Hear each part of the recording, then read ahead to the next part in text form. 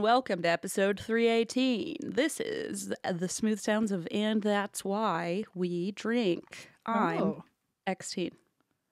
Oh, you're really going with the X-Teen. You're really leaning into X-Teen lately. Only because it was on my vitamins. That's the only reason you say that. I love it though. I think it's very sweet. I know you're gonna like. Made fun of me for my vitamins. Saying X-Teen on them. As I was in the middle of saying the sentence, I think you're gonna say I'm making fun of you. But publicly, you're gonna say, "Oh, it was so nice," but in the car, you were like, "What is wrong with you?" Did I say what was wrong with you? Or yes! Oh, that's very sweet. I think you can be crazy and sweet at the same time. To be fair. That's I think it's very sweet. Like, That's what I call the duality of man. I send presents to future me. Like, I can also be crazy and sweet at the same time. But like, I do think it's very cute that when you when you have your vitamins sent to you, you, instead of writing Christine, you made sure the package said X-Teen. Like, I did. You have your own little nickname. Shampoo too. So it's so cute. If you need more to make fun of, go for it. You can keep calling. Someone feels like I'm making fun of them today when I keep saying the word sweet and cute. Okay. So I don't know what Eva to tell you. was in the car, so Eva can write in and let me know. And she's probably going to play the middle ground and say, I don't know. But I wasn't even paying attention. I was driving. Or, yeah, it'll be something diplomatic. I was busy driving the car so that we didn't all die at the Canada border. Well, I got to say, Eva was busy driving the car yesterday, and then the gas. Hey, how did that happen? I literally saw the light on the day before, and I was like, oh, they're going to have to get gas on the way to the airport. And then the next thing I know, I look at my Instagram, and y'all are on the side of the road. Look, Eva wrote in with something diplomatic. That's interesting. Oh, jeez. So the way that She's going to take it back when she hears me bitching about running out of gas. Yeah, Eva, be on my side officially. Thanks. The reason we ran out of gas was because I also saw that it said low fuel, and apparently Eva also saw that it said low fuel, but I guess we thought we could, make it. Which luckily we were already going to the airport earlier than usual, so it really was not a big deal. Everybody why? This has been the most chaotic end of a trip ever. I swear to God, I woke up. Okay, here's the thing. The other day I listened to an old episode of And That's Why We Drink, and I was like, wow, we had chaotic energy. And I was like, what has changed? And then now we hop on, and I'm like, let me tell you about the time M lost their shoes, their only pair of shoes. And it was one of my favorite pairs of shoes, too. Did you get them back? No, I didn't. What? It's okay. I'm really not that upset about it. It was not your fault, to be fair. Don't feel guilty. Oh my God, no, it was totally my fucking fault. No. Stop. It worked out well because they were my favorite shoes, but they were like real busted. And I was even telling Eva that this kind of was like a blessing in disguise because I was too emotionally attached. I was never going to get rid of them, but they needed to go. And you know, you guys, this is so horrifying. I literally took them and put them in a metal bin in the airport and Em never got them back. No. To be fair, we were trying to go to the airport early so I could get the shoes, but then with the whole gas thing, that ended up not just being enough time. It ended up working out in a way where I couldn't get them.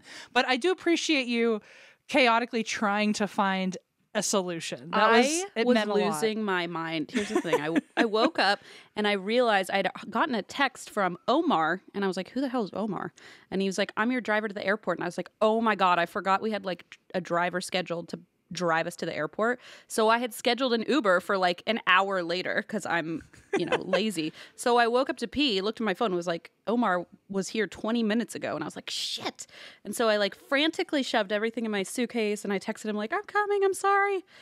And I'm like doing one final sweep, and I see a pair of shoes behind the bed, and I went, oh my God. By the way, you're lucky I look under the bed, okay? For all the shit you give me about Lemon. Except not, because you don't even have your shoes. I was like, oh my God. So I ran down to the front desk, and there was a line like 3 or 4 families deep, and Omar's out there in the rain going like this, hurry up. And I was like, what is his deal? Why does he feel the need to, what's his rush? I don't know, because I was like 45 minutes late. 45? Oh, I don't think I knew that was how late it was. Okay, understood. And so I panicked, and I was like, so I shoved them in my purse and just like went to the airport. And then I wandered around like the tunnels of the airport looking for like a storage locker place. Like I was trying to find like where they do like luggage rental, locker rentals for like part-time storage.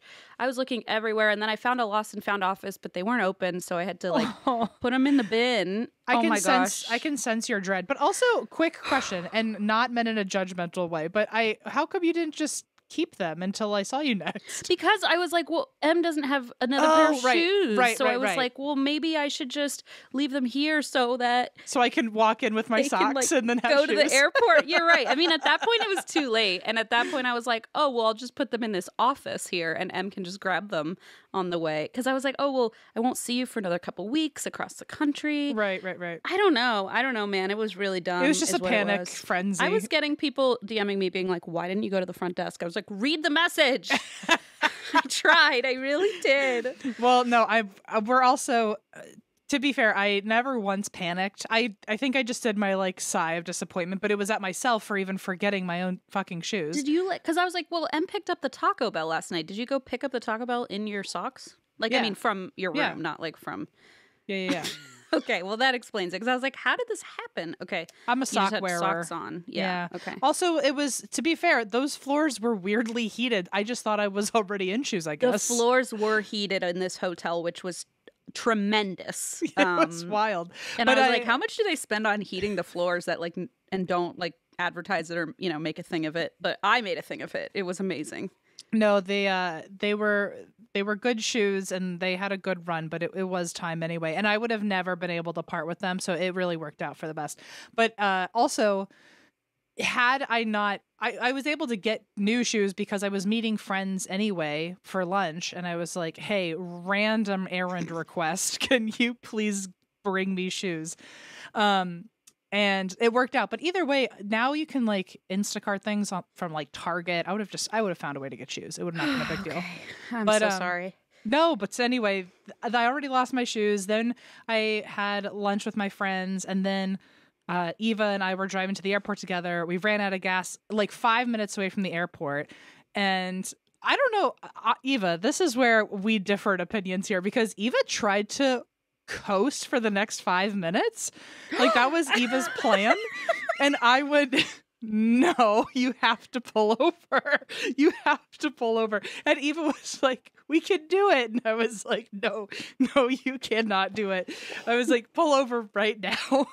I love that all three of us saw the gas light. Not one of us said a word. Like, on what planet? By the way, poor Eva wrote in, I'm so done. You're not done, You're Eva. not done, Eva. I literally threw M's shoes into the trash, basically, for no good reason. So I was collateral damage to everyone's misdeeds. Okay, to be fair, you were the one who left your beloved shoes behind. Okay. Also, Eva says she thought it was a hybrid. Which I'm like, we drove it from Canada, and not once did we get gas. We literally stopped at a gas station, still didn't get gas. We drove from, oh my God, you're right. We literally stopped at a gas station for candy and not gas. This is so embarrassing for all of us. This is really embarrassing. Where's Omar? We need Omar to just like be on top of it from now on and drive us. Fucking gas. No, but you could tell also the best part. I wish you were there because you would quote it with me all the time, Christine. But when I was in the car, and Eva has clearly had like intrusive thoughts about, I don't know if intrusive thoughts, whatever the phrase is. She's clearly like worried about what it would be like one day if a car ran out of gas, because when it happened, I could hear her under her breath multiple times going, she was going, what? She was going, it's happening. It's happening. Oh my God, it's happening. Oh my God, it's happening. I mean, like, we've all kind of had that thought, right? Of like, what would I do if I ran out of gas? The fact that it was like so, she was like, this is the moment. This is it. She was saying, I could just hear her going, oh my God, it's happening. Oh, it's happening. And I was like, yeah, girl, pull over. She's like, don't worry. I've dreamed about this moment. I'm going to coast 80 miles to the airport. Don't worry. I think, okay, well, to be fair, we were literally getting off the exit ramp on the highway. I'm sorry. That is really And so I think she was like, I can at least coast off the exit ramp. And I get where she was coming from. The logic makes sense, yeah. But one thing, by the way, if you've never had a car run out of gas, which I never experienced this before I never have either, knock on wood. You would think you could at least coast until, like, I see where Eva's brain went. Like, you could coast until there's no more gas. Sure. Literally, the car fucking stops in like 30 seconds. Like, you have 30 seconds to figure it out. Oh, no. And so that's why, like, the car was slowing down so quickly, and we were on a highway, and I was like, Eva, God. I was like, pull over. My heart rate right now. Oh, my God. Anyway, luckily, my friends who got you the shoes. Who got you the shoes? Oh my God, these people! I was seeing two friends from my hometown that now live out there, and they're a brother and sister. The sister got me the shoes, and I was like, I'm not calling her again for a new favor, so I called the brother this time, and I was they're gonna reconnect with each other and be like, "How's your time with them?" It's really, really weird. Wait a minute. So I was like, "Hey, I'm so glad you called, because if you didn't, I was gonna have to call and ask a whole other favor of your sister. Can you please bring me gas? Also, happy birthday," because it was his birthday. This is not real life. Wow. Anyway, luckily I have a slew of friends wherever I go, I guess, and they were able to figure it out for us. But man, we ended up making it in perfect time, not including the fact that I planned on looking for my shoes. Damn. What a chaotic time. Anyway, I was like listening to an old episode. I don't even remember why, but there was one I just like kind of put on the airplane, and I was like, man, I miss how chaotic we were. Well, apparently nothing's really changed, and that's famous last words. I feel like sometimes we try to like just get to the point of the story, because I don't know, I think we're always in our heads about people's opinions of us, and sometimes we'll see a comment of like, they talk too much, and then there's people who are like, you need to keep talking. That's why we listen to the show. Yeah. Yeah. So it's hard to ignore the naysayers, you know. Mm-hmm. But yeah, the episode I listened to was so wild. It was like I was very drunk, and then at the end, the one where you fell asleep. No, I will never listen. I'll never listen to that episode. It's got to be my favorite. I can't bring myself to do it. Oh boy. Anyway, so wow, what a chaotic time. And that was yesterday, and then I had to come home and do notes and wake up and see you all over again to talk about it. You were like, "Are we recording today?" I was like, "The calendar says yes, so I'm going to be there." I don't know if either of us or if both of us will show up, but here we are. So, we made it. Anyway, is there a reason why you drink? All of that. Okay. Yeah, cool. And I'm drinking a nice coffee from my fridge. What about you? I'm drinking water. I just had my Vitaminute. And now I'm back to... It's weird. Now we're finally back for a few days. I think we're home for 2 weeks. Yeah, for a while, it feels like. So I feel like the last couple of weeks have been like, we came home basically to repack our suitcases and then leave. Before that, we were like frantically prepping the show, so it was just constant. It's weird. I feel like after we record today, I'm going to have like a night where it's like, oh, I don't think I have to do anything. Yeah. I told Blaze, I was like, we can finally watch White Lotus, like, because everyone's watched it like a year ago. I'm finally able to do it. It's weird for a moment to know peace, you know? It's yeah. It's also terrifying because it feels like the calm before the storm every time there's any sort of calm. I see her so rarely that when she shows up, I'm like, you're only in town for a quick time. Yeah, I'm like, what's your ulterior motive here? Why are you visiting? So anyway, I guess today I'm gonna, I don't know. I probably have a lot of things I need to do around the house. I should probably do laundry and clean, but I'll probably just watch White Lotus. So. I haven't done laundry in like 5 years, so yeah, me too. I got home and Blaze had folded the laundry. I was like, you were a stay-at-home parent for 5 straight days, and you did all my laundry. Wow, God. It's Blaze, a dream. Do you need to get married again? Because you can do my laundry. Honestly, probably. He's probably like, yeah, I'm done with her. Next. Is that a fun deal for you if you marry me and do my laundry? He seems to love it. Okay, well, I do have a bit of a lengthy one for you today because it seems to span across the globe in many ways. So I wanted to make sure that I got as much covered as I could. We're globe-trotting, Carmen Sandiego style. That's us. Yeah. Didn't Carmen Sandiego have a movie come out recently or something? I thought there was one. I remember a trailer. If this is a freaking... It could be fake. Is it? If this is a freaking... what do you call it? What's the thing where you... Berenstain Bears. Oh, Mandela Effect? Yeah, this is a Mandela Effect, but I swear I saw a Carmen Sandiego trailer. If there isn't one, there certainly needs to be one. There should be, and I'll fund it. Oh. Well, I'll fund like great. $20 if it's... Well, yeah, so this is obviously, get ready, Blaze, it's a lore. And it's a lore. I think it's going to end up being a two-parter because there's a certain topic I actively avoid in this because it itself was just so full of information that I think it might have to be a next week thing. So cool. But anyway, this week we're going to be talking about Crossroads, not the Brittney Spears movie. I was like, I know all about that. What? Guess who I am? It's happening. It's happening. I would love to become a podcast where we talk about true crime, the paranormal, and sometimes Brittney Spears early 2000s movies. Yeah, I feel like what a dream. I really had a moment where I went, it couldn't be. Could it? And then I'm like, obviously it couldn't be. But can you imagine if there was like some like spooky behind the scenes story I was about to cover about? I don't know. I got excited.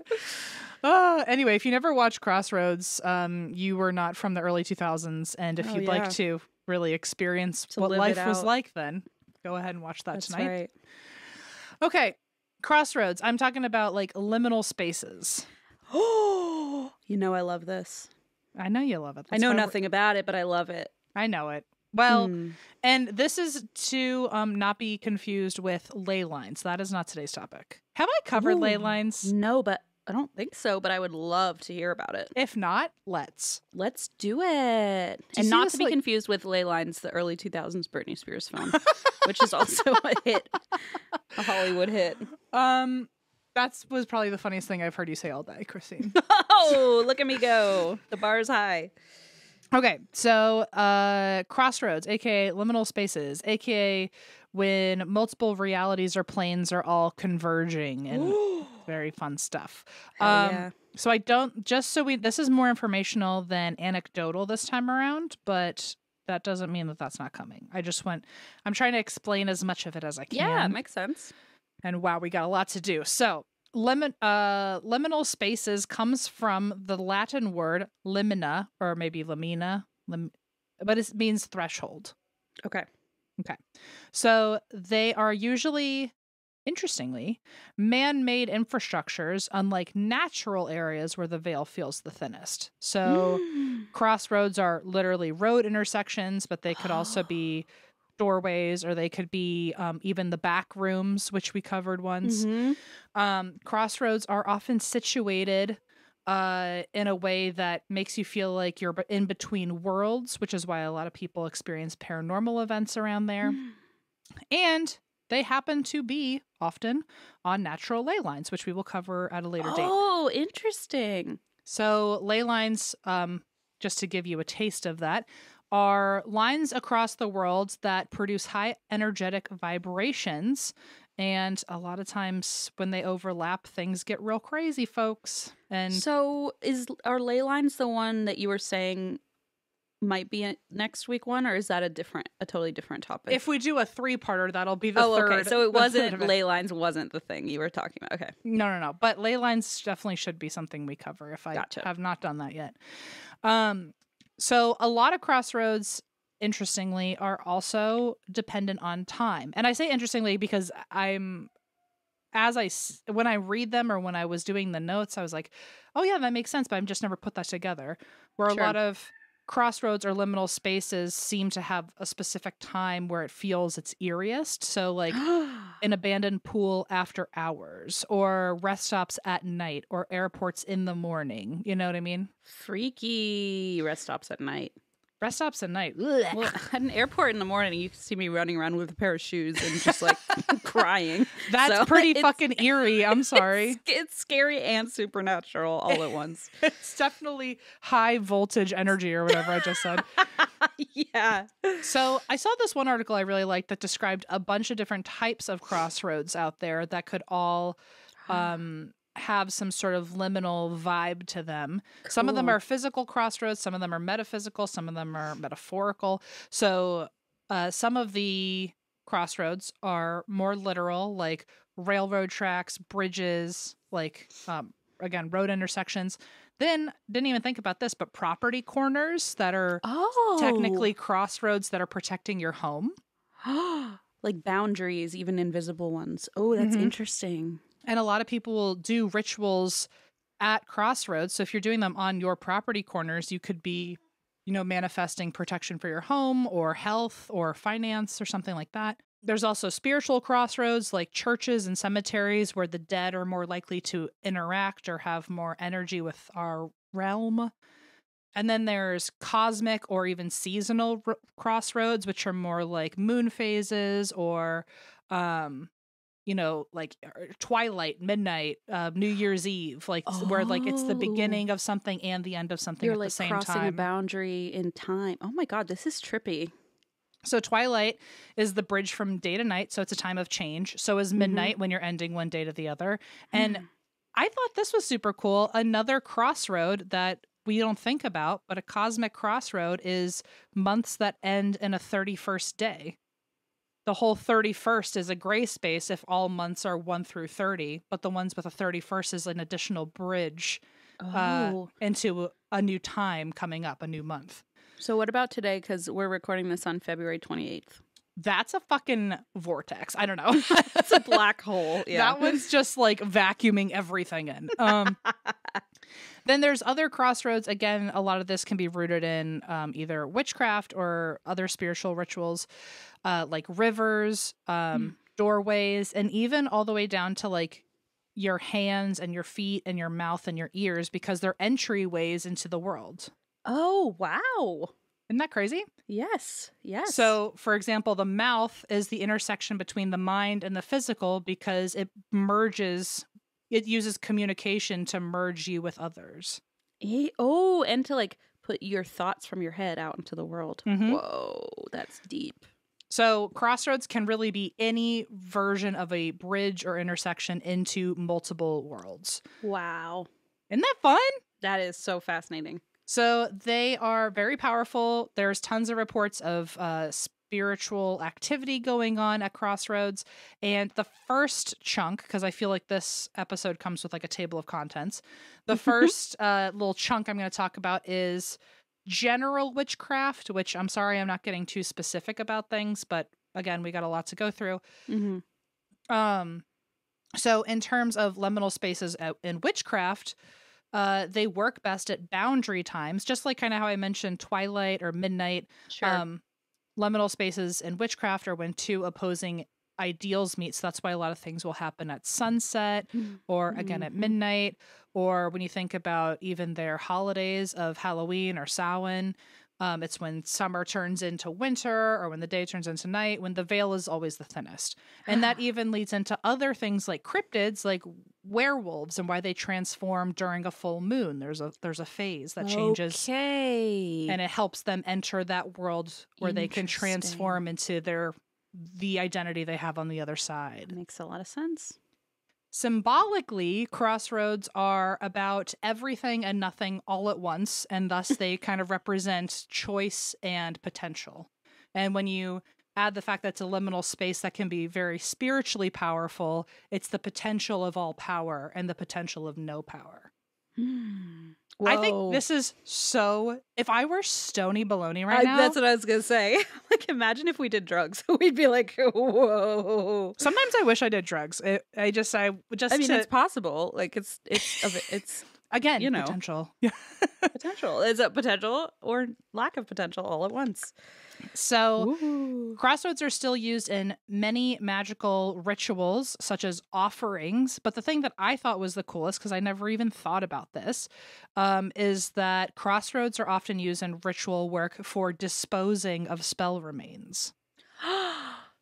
Okay. And I feel like I've wondered kind of off the cuff, like, oh, what do you do with the spell after you're done with it? Or like even us with those, like, I don't know if this is in the same realm, but it leads to me often thinking, like, when we would get haunted items we didn't want, what do we do with it? How to dispose of it without like being disrespectful or like causing mayhem. Exactly. So when it comes to certain spells, a lot of times Crossroads will be the place where people respectfully dispose of them, because Crossroads, since they are a both and neither situation, that's land and property that technically belongs to everybody, but also no one.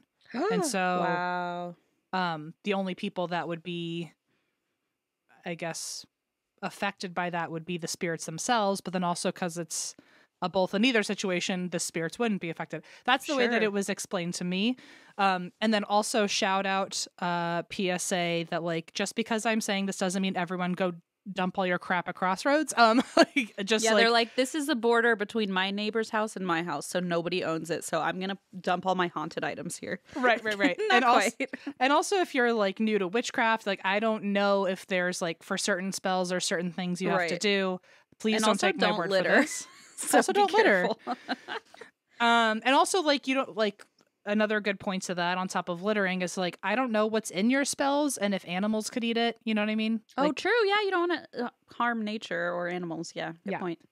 But there are some spells that people will dispose of at Crossroads. One example of that is a lot of people will take cleansing spiritual baths and they'll dispose of the used bathwater there. Oh, cool. Okay. So it can be something that simple. Yeah. I don't want to say simple, you know, like minimal ingredients. Yeah, just your dirt from your body.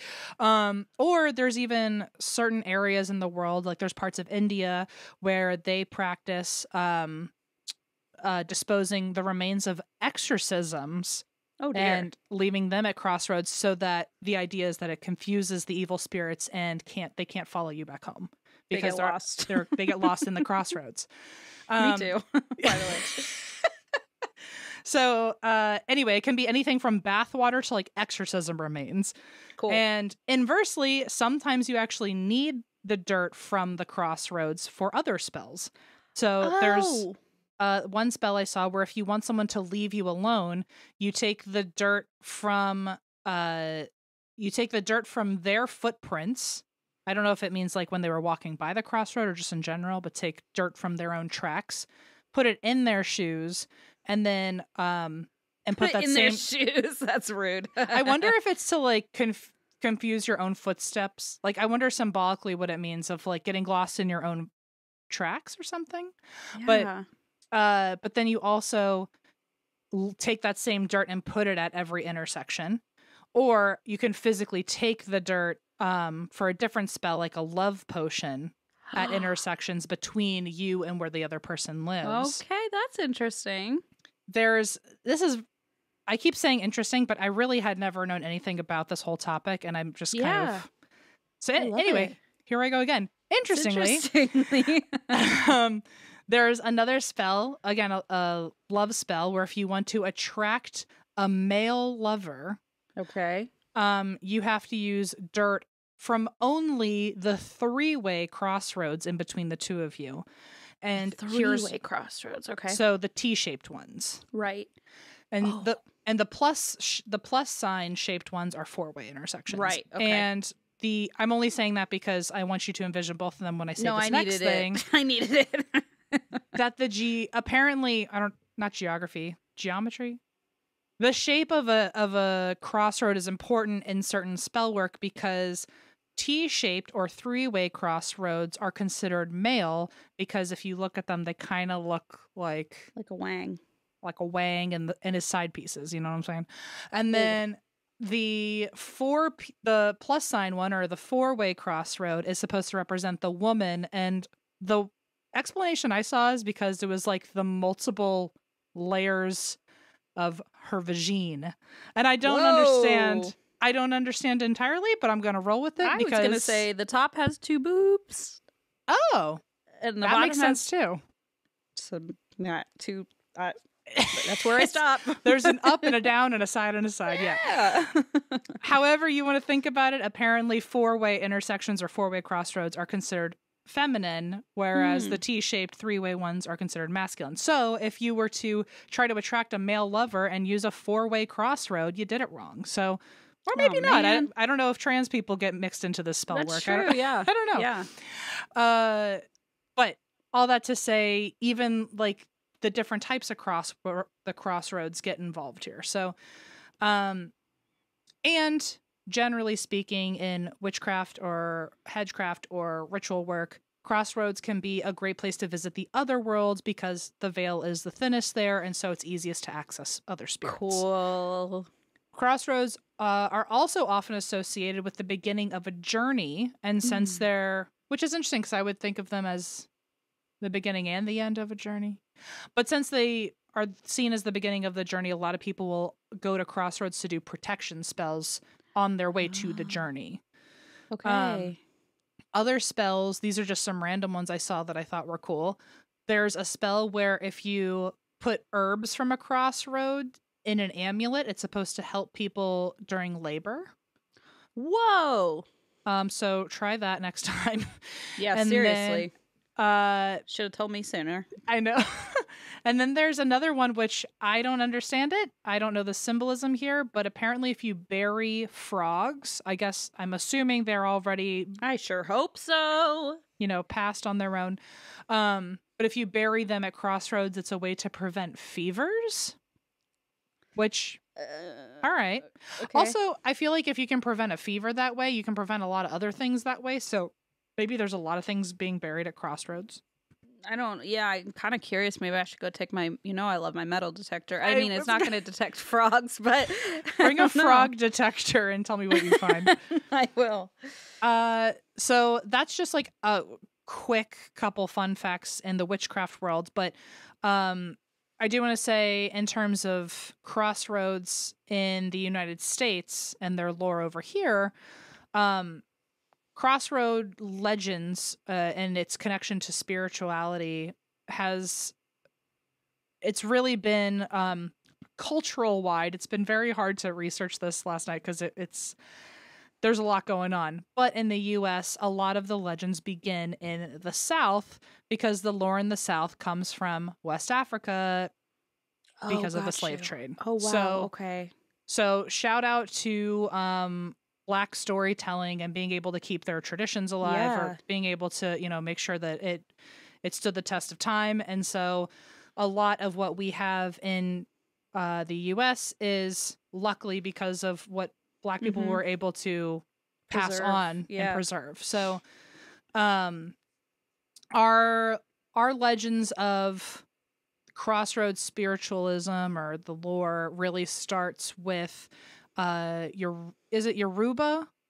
Is that how I want to make sure I say it right? Yoruba? Yeah. Yeah. Okay. And their god of the crossroads, a lot of places have their own deities related to the crossroads.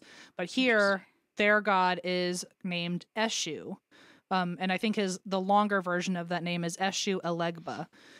And he's technically a trickster god, but that's not actually a bad thing, even though a lot of times when you hear trickster god, you read into it a certain way. Yeah. But New York Latin Culture magazine says Eshu Elegba represents the power of chance. And every time you leave your house, you're taking a chance that things can go good or things can go bad, aka being at a crossroad. Wow. So from the enslaved people who passed on this story, it has then been continued through the South and really made its first,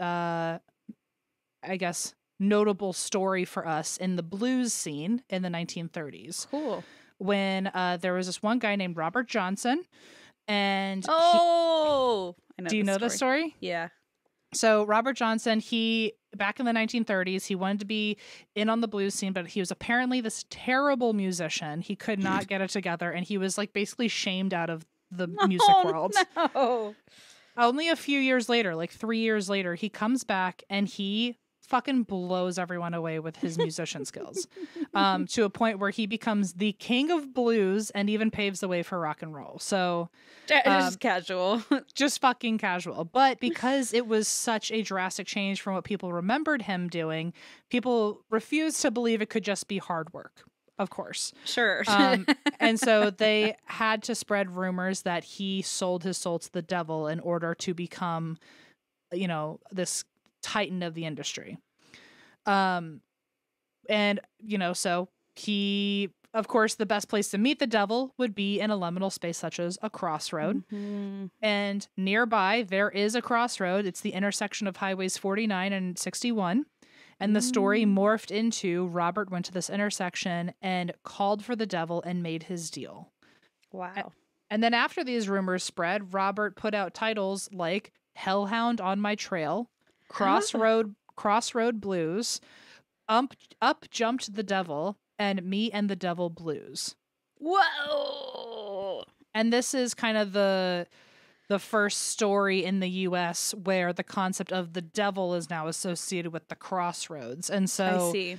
Even though it's like kind of, I don't know how else to really explain it, that basically, so Robert dies at 27, and then people made all these stories of like, oh, well, he sold his soul to the devil came to collect. And the only way I can really describe it is that that people were able to preserve their stories and pass on some of the legends they had that still had West African roots. Yeah. But when Christianity was forced onto a lot of enslaved people, their stories ended up getting kind of conflated with Christianity. Sure. And so all of a sudden their god of the crossroads got kind of changed into the devil. The devil. Okay. Interesting. And so now a lot of people, I think because there was already the mindset of like the crossroads are a liminal space, very quickly Christians leaned into like, oh, the devil. Or, only one explanation, right? So it all kind of got morphed into each other. And so like even his parents, Robert Johnson, they've said like this story was not true, even though a weird amount of people are convinced that he really sold his soul to the devil to become a good musician. Like, believe it or not, he just worked really fucking hard. Believe it or not, yeah. But so even though, it's like a very infamous story around here, it's still, it's important to note that like Christianity somehow sunk its claws in and the devil got involved. So. Have you listened to, I know you don't really listen to podcasts, but the episode of Jim Harold's Campfire with about Robert Johnson? Mm-mm. So it was a while ago, and I it's probably going to be kind of a spoiler, but I'm not going to give it justice or do it justice. So, go listen to Jim Harold's Campfire, but it was the wildest shit ever. One person called in and told a story that had to do with Robert Johnson's music, and said like, this music started playing and I believed it was like somebody from the other side that I loved, whatever. So, and Jim was like, oh, Robert Johnson. Yeah. Great musician. And then the literal next caller called in and was like, I'm an artist, and was telling the story. And just like casually at the end, he's like, oh, who are you painting right now? And she's like, oh, I'm painting an artist. I don't know if you've heard of him. His name's Robert Johnson. And it was like, what the fuck? And he was like, hold the phone. Like 20 minutes ago was just talking to a guy about Robert Johnson's music. And oh my gosh. He's not, I feel like he's well known, but not like that's just a really weird synchronicity. And so, the episode got even weirder than that. But I just remember them talking about the crossroads and all that. It's just fascinating. Crossroads plus synchronicity feels ultra liminal. Ooh, it does, doesn't it? It gives me the creeps a little bit. Yeah, they're both weirdly like spiritual and coincidental. And yeah. Ooh. So, anyway, a lot of people say that, there are Western elements to that story, but also, like I said, religion got involved. But the family does say the story is not true, in case anyone swears by the fact that Robert Johnson actually sold his soul to the devil. That being said, though, this story does mention common legends that have developed over time and have even been a part of multiple communities. So it sounds really bad, but let me just say it first and then give you an explanation. There's one entity now that people claim to see at Crossroads in the U.S. called the Black Man, aka the Devil, at the Crossroads. Cool. Apparently, he is literally just a man that is like solidly like a shadow black. person. Yes. Yeah. But the Black Man, also known as the Devil, is really just so fucked up when this really got to get brand work going. You know what I mean? Like let's especially when it already comes from like West African roots. It's like, oh, we couldn't fucking do anything else about that. There's not any other way to phrase that. Yeah. So and again, this is where I say they say he's the devil, but that's kind of more of a newer hot take where he's not actually supposed to be the devil. The black man at the crossroads is supposed to be a helpful spirit, but over time has morphed into some sort of Satan demon vibe. So all bad. Over the years, this story was just kind of retold enough about Robert Johnson that I think it maybe solidified the fact that like, oh, he sold his soul to the devil at the crossroads, and now the devil is part of the crossroads. I see. Legend goes that this being, I don't know if this is like pre or post being considered the devil, but the story has now become that anybody can sell their soul to the devil at the crossroads if you bring an item that you wish to master and you bring it to the crossroads. Some people even said you have to do it at midnight for so many nights in a row. Some people have just said just show up with the item. And you might see RSVP or anything. You don't need to like. You just kind of pop on over. Let them know in advance. Okay. See what's cooking that night, and if it's feeling breezy, What would you bring?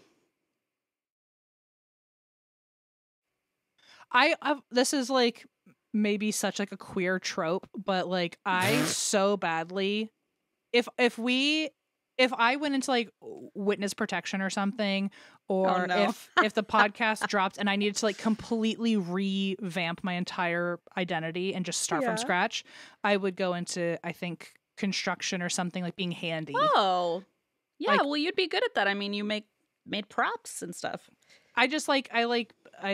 But I'm so bad at it. That's the problem. I'm very I'm good at making like I feel like I've pigeonholed myself into looking really good because I say like, oh, I made movie props, but like I want to be able to build anything, and I can only build a very specific. I love, first of all, the notion that you've pigeonholed yourself into being very talented at something. Well, because I'll tell people, oh, I can't build, and then they're like, oh, but you can build movie props, and I'm like, yeah, but I have a very specific set of skills, and other than that, like I can't do anything really useful with it, and so.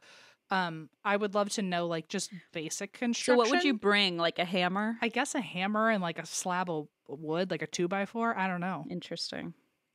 What would you bring? Maybe some running shoes or something sporty or yoga mat. Shoes. I've always wanted to be able to like do an exercise for, but I'm just not good at it. So maybe a yoga mat, maybe. I'd love to be really good at yoga. It'd be cool to be bendy. Yeah, right? Because I think can't about even touch my own toes. I understand that. Like sometimes I'm looking for my remote. Sorry, here it is. My television decided to turn on. Do you see that? That was crazy. Jesus, what show's on? Maybe it's a sign. No, it was 8 hours of calm beach vibes. So stupid. I know, neither of us wanted that. I feel like when I like the idea of being bendy because I think about how many times in my life, what if I need to dodge something or duck? For sure. It's not going to happen. For sure. You know how many times in your life you need to dodge something? It could happen. The older I get, I'll have to dodge more things, I think. True. I don't know. But that's a good one, I think. Yeah, thank you. Anyway, so in this case, it like with Robert Johnson, it was a guitar. So yeah. We bring an item, and you may see a bunch of black-colored animals that like run by. It's almost like the gradual opening of the portal, and then eventually this man that is solidly black will approach you, and he will grab the item from you that you want to master. He'll show you how to do it, hand it back, and then he vanishes. And in theory, you have now made yourself a deal with the devil, and you will be perfect at it for the rest of time in exchange for your soul. Oh, no. So this was, I think the very original roots of that story, or at least who the guardian of the Crossroads was Eshu, and that is from Yoruba. But there's also a similar entity that people see a lot that people, I guess, would find similarities to, which is in like Haitian voodoo, which is Papa Legba. And he's associated a lot with St. Peter. And again, a lot of it's kind of been morphed into like, oh, like they're dark spirits or they're scary, but they're literally gods of the crossroads. They're supposed to be helpful. And Papa Legba personally, not to me, like him specifically is supposed to help. Old friend. Me and Papa. He is known to help at physical and mental crossroads. So any type of indecision you're ever at, he's supposed to offer you clarity. Oh, I would really need him to help me with a lot of things. Right? And so a lot of people will offer like food or like make altars at crossroads for him because he's supposed to be helpful to you. Oh. Of course, American Horror Story Coven wrote him into the storyline of that season as a villain. So, oh boy. And he comes from some African roots. So, oh, gosh, doesn't take a lot of mental gymnastics to figure out where I'm going with that. Yeah. So ignoring that, those are the two big beginnings of the United States having their own lore of crossroads outside of witchcraft. Okay. But now there's also, I'm very subtly going to touch on Irish lore where they say crossroads are meeting places for spirits where they can listen or play music and dance, and people even on this side will court each other, and it's where it's like a big gathering spot, and it's where all of us can find harmony and we can see interact with the fae and all that. There's one story actually of a fiddler who was at a crossroads and he heard an invisible voice asking him to play, presumably for someone to dance. So he did. And I guess that's a pretty common story of like, oh, the fiddlers played for the fae. I love it. There's also stories of people spotting a man standing at the center of crossroads in all black and he's facing away from you. Oh, no. I just hate that. I'm scared of that. And then, of course, because she always fucking finds her way into my stories, there's a lady in white. And Batgirl, if that lady in white is one lady in all of my stories, she is jet set. Talk about Carmen Sandiego. She's like everywhere all at once. So she has been seen near crossroads, obviously wearing a white gown, and she will approach people, but I guess she's good, or I don't, because people will hear wings on her beating. So I assume that means angel or something like that. And this is where I get into kind of the rest of my spiel here, where she leads me into talking about how many cultures that relate to crossroads have deities that they see as the god of the crossroads or the guardian of the crossroads. Some people have just one, some people have multiple, or some cultures have one, some cultures have multiple. And what I like about each of these deities is that they all seem to be between the spirit and mortal world. So they're actually liminal figures in charge of the liminal space. And they're able to bridge communication between both worlds. That is so cool. So these are... Do you want the actual names, or do you want me to just tell you how many areas I found?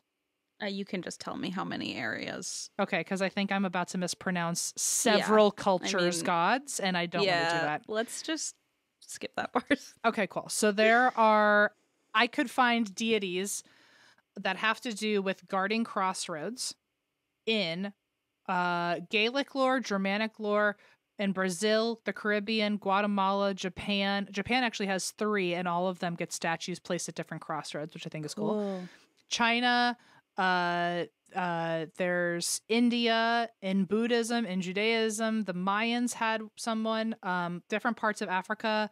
And then the big one that I'm going to cover, this will be next week, is the goddess, I think her name is Hecate. It's spelled like Kate. And she is from like Greek mythology, but she's also still important in a lot of like, I think, pagan rituals. And she just had so much information on her, it felt wrong to not bring it up. But whoa, I also don't have the time today, so we'll cover her on another day. But she seems, without any proper research on her, it seems like she's either related to or often combined with Hermes. Oh. Which is the messenger god. So that makes sense. Yeah, that does make sense. But so we'll cover her later. And on top of different deities at these crossroads, every culture seems to have their own folklore creature or entity also waiting at these crossroads for you. So, in the British Isles, there's a bunch of standing stones erected at crossroads. And originally people thought, oh, that's just to mark borders.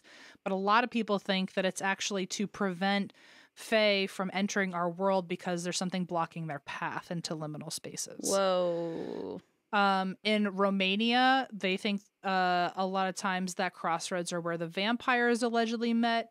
In Brazil, there's a woman who turns into a headless mule, which it seems like Brazil's version of a werewolf because the transformation happens at a crossroad like a werewolf would.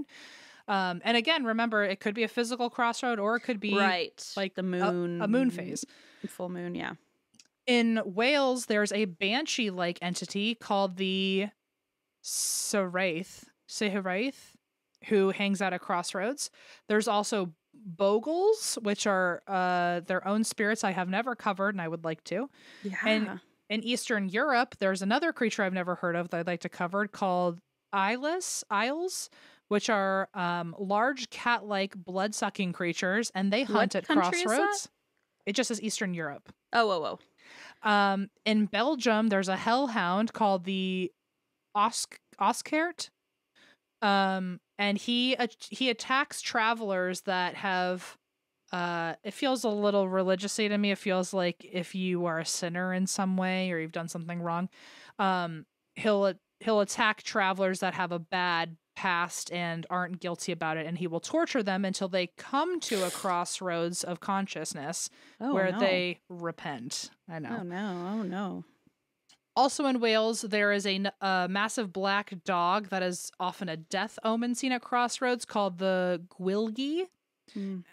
And we've covered this in the past. The black shuck is another large dog that's often seen at crossroads. Yes. And my favorite one that is seen at crossroads is the money cat. Which, have you heard of the money cat? No. The money cat. Well, like Alice in Wonderland? No? Okay. I don't know, actually. Doesn't he have something to do with money, or am I making that up?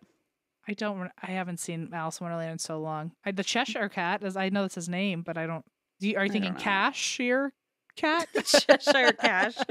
I don't know why I thought that. Maybe I'm crazy. Probably. Well, the money cat is apparently a black magical feline who will give you money. Give you moonshine. Oh, okay. He just takes money. Never mind. He just stares at you. He just sneezes with his eyes open. So. Well, apparently these cats can be found at crossroads with the invoking of a spell, or the other way, which seems like maybe a little more modern, is you leave food for the cat and then take the cat home. Oh, here, kitty. So it gives you money? Apparently it will give you money. So I think the original story was if you did a spell, a black cat will show up and he will literally physically give you silver coins. And I think in 2023, if you find a cat and bring it home and take care of it, you'll like have good luck or good fortune. I see. Okay. Because I was like, these pets are expensive, man. I don't know if they're giving money to anyone. It's like, are you just hitting a net zero? You might just be breaking even. So the description I saw on like today's version of getting yourself a money cat is leaving food as an offering, particularly a dead bird, until it shows itself, until this cat appears to you. You take the cat home, you tame it, you take good care of it, you offer it regular treats, and if you don't, bad luck will come your way. I feel like a cat fucking wrote this. Yeah. It's bad luck. They're all typing it like, add a thing about treats. The cat just like every time it walks over your laptop, it's actually typing out how to take care of it or else you'll get bad luck. So there's the money cat. I hope everyone enjoys their money cats at home, and I hope you're getting good luck. And then the last thing I'm going to talk about is some of the rituals of crossroads in different areas of the world. So this is just kind of a quick rattling off. But in Aztec and Mayan cultures, crossroads were a place of sacrifice. So a lot of offerings and altars are placed there. In ancient Rome, there were guardians of the crossroads called lares compitales. And they even would host festivals in honor of these guardians, and they would host them at crossroads, which I think is cool. That is cool. Apparently, Anglo-Saxons honored Mercury or Odin at Crossroads. And some Native American legends, they think that crossroads are a point of high creative power and they're conduits for wisdom. And some believe that each protrusion of a 4-point crossroad are for 4 sacred concepts of spirit, self, nature, and knowledge. And together they establish harmony. That's beautiful. And then, well, it went from beautiful to the early Europeans showing up, and guess what happened? So, their way of using crossroads, I guess because they see it as a cross for Christianity, is anyone unholy who could not be buried in a proper cemetery, they would just bury their dead at Crossroads. So, a place where people are practicing magic, or places where natives are saying that this is a really, a conduit for wisdom and spiritual inspiration. And then the fucking colonizers are like, bring out your dead. So that's not great. Apparently criminals, I'm so sorry, victims of suicide and unbaptized children were the top 3 choices. And they would be buried at Crossroads to keep their souls in purgatory because they might be confused over which path to go in a crossroad, or their souls would be confused. And then, of course, it progressed, especially in the UK, to those accused of witchcraft were buried at the Crossroads. So white people really know how to absolutely destroy something beautiful. No surprise there. Not us. And so that was me quickly trying to get away from that. In Wales, they have burial processions where people pause to pray at Crossroads. One, because again, it's the shape of a cross, but it is the crossing between life and death. And some of the theories are that crossroads are considered hallowed ground, but also they could each be a stepping stone for the spirit to find its new path. Oh, that's kind of cool. Yeah, I like that. In the Isle of Man, people say that if you sweep the crossroads, you can shoo away evil spirits and bad luck, which I do think is part of Wicca, because I've seen my stepmom do a lot of sweeping to get bad energy out of the way. Yeah. Hence the origin of witches with brooms, by the way. Not that they fly brooms, they literally fucking sweep with them. In Denmark, this one's funky. On midnight at New Year's Eve, which interesting because those are 2 crossroads, midnight and New Year's Eve. Here's a quote. If you stand within a rectangle formed by a horse cart, so a horse cart, I guess like the tracks, if you stand in the square that the tracks make, a ghost of any dead person can be summoned and will be forced to answer 3 questions of your choosing. Oh no. It's so like non-consensual. Like, why are you dragging them from beyond? Yeah, it's like truth serum, but like truly by force. Also, interestingly, in Germany on New Year's Eve, if you go to a crossroads, you can hear the names of people who will die that year. I don't want to know. I don't either. I'd be like, that's a fun trick that I don't ever want to try. It's like the least fun game of all time. Yeah. In Estonia, there is a folklore that crossroads are where you could run into the devil, especially on a Thursday at midnight. Which I wonder I wonder why Thursday. Is that a crossroad itself into like the weekend? I don't know. I wonder. I don't know what Thursday has to do with it.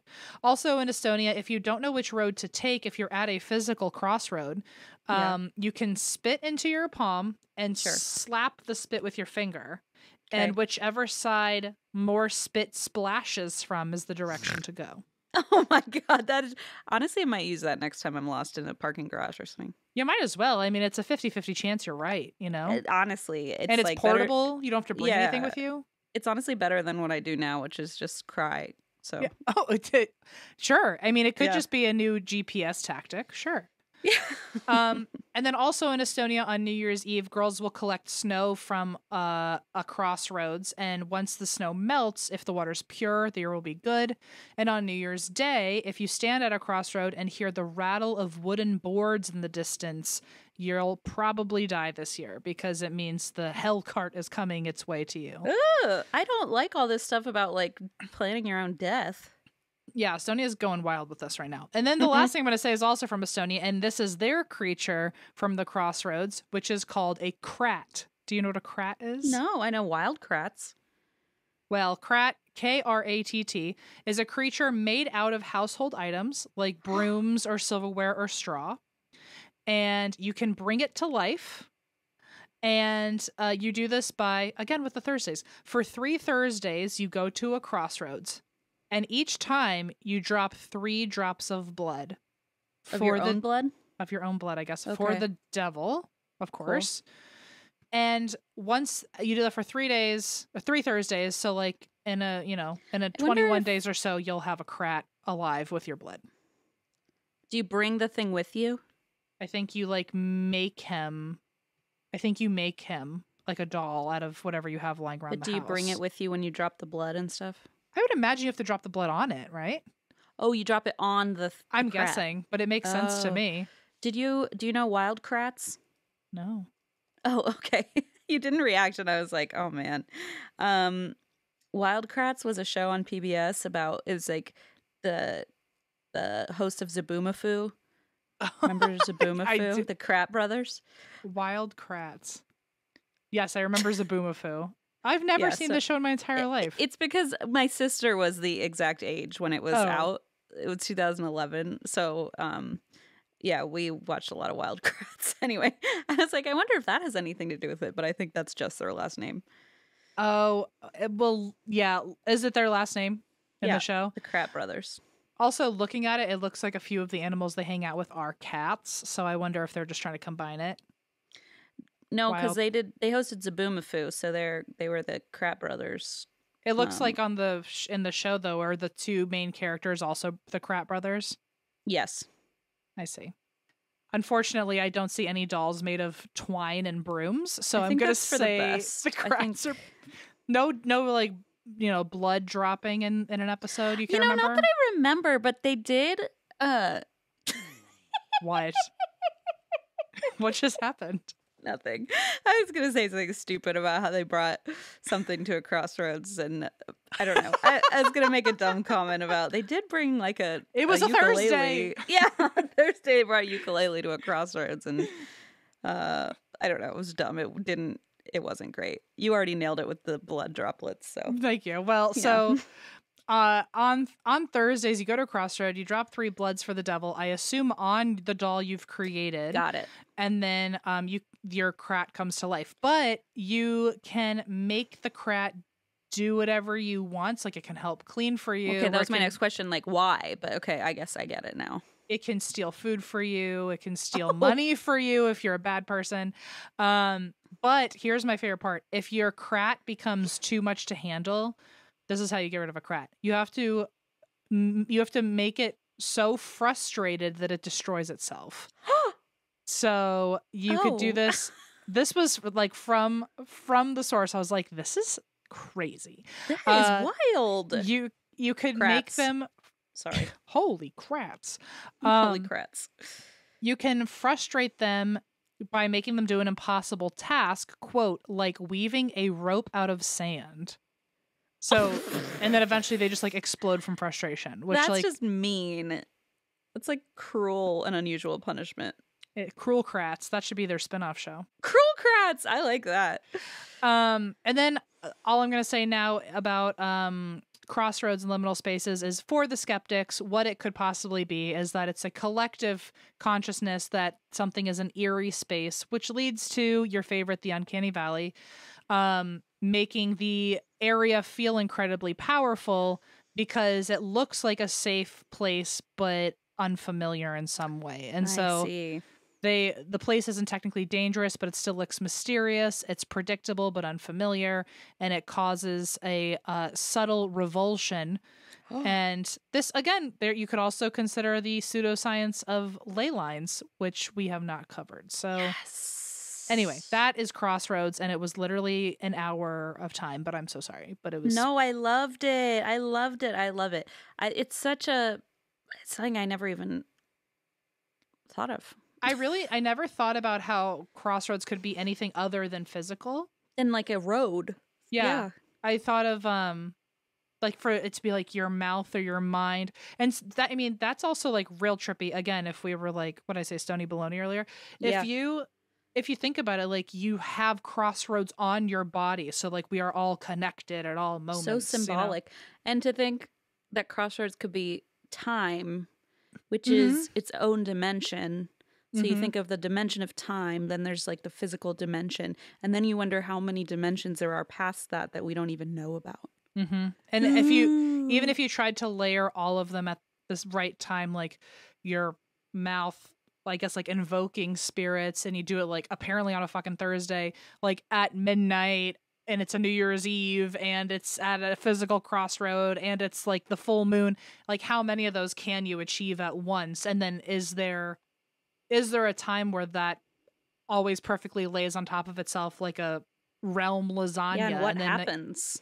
What happens, or is there a ritual I don't know about that people always do only on that day? And I wonder if the Thursday, like, what's the god of Thursday? Like, maybe that has something to do with it. The god of Thursday. Oh shit! If you asked me a week ago, I would have known. I know. I was gonna say, well, didn't we talk about this? Isn't it Thor?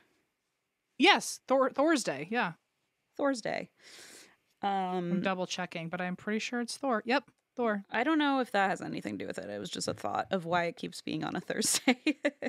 Interesting. Well, I don't know. Thor, you know what's weird though? Because I did say something about how they honor Odin at Crossroads, and Odin is Thor's father. Okay, maybe there's a connection. I don't know. Anyway, a lot to fuck around with, I think, in terms of thought. Yeah, in terms of thought. In terms of thought, and no other way. No other way. Wow, that was lovely, Em. Thank you. Okay, so let's see what I got for you. I'm excited about this one. Tell me. Ready to crack into it? I'm ready. I got my gargs and I got some water. Gargs. I'm gonna have a good time. Okay, so this is the story of Molly Watson. And this is a lesser known story. I had not heard of it before until I watched it on Kendall Ray's YouTube. I was just like watching a bunch of videos and this one stuck out to me. And then to get some more information, I listened to an episode of a podcast called They Will Kill by two sisters, Courtney and Sadie Eck. So I want to give them a little shout out. This story takes place. It starts with the birth of Molly Watson in Moberly, Missouri in December of 1982. She had a brother named Tim with whom she was very close. And Tim actually, this is precious, but also dangerous. Tim actually named his sister Molly when she was born. That is dangerous. It seems cute for 1 second, but if it's anything other than like Molly, you know it's going to go downhill. You have to commit to like never getting in a fight with your sister. Like, you know what I mean? What do you mean? No. So he named his daughter Molly. No, he named his sister Molly. Sorry. What I'm saying is her brother named her when she was born. Oh my God. Okay. It really all did not Get click the that way in my brain. out. I thought like, I was like, how did he name did he have his sister? I was very confused for a second. I was like, we're really going into the true crime immediately. Sorry, no. They were really close, and to the point that he actually named her Molly when she was born. You said everything right, and my brain did not translate it right. And I thought you meant like they were so close, eventually he named his daughter after his sister, Molly. Yeah, I understand. And I was like, that's also risky. You can't. Anyway. Okay, Tangent. I see what you're saying. I was thinking you tell your kid to name their sibling. It's a dangerous game. It is. It could be like, I want to name them Peanut Butter. Oh. Thor. That too. Which one's worse? I don't know. So Thor Peanut Butter Schultz. Sorry, Thor Peanut Butter Schiefer Schultz. That's the one, yeah. That's the one. Okay, so Tim describes Molly as his best friend. He said he was her protector. They were both goofballs of kids and were very, very close. Well, unfortunately, I'm just going to give you the end result right up front and then go into the details. Molly was killed 48 hours before her own wedding. God. A friend described, never would have thought I'd be going to her funeral next week instead of her wedding. So the week of her wedding was her funeral. Just very tragic, very symbolic.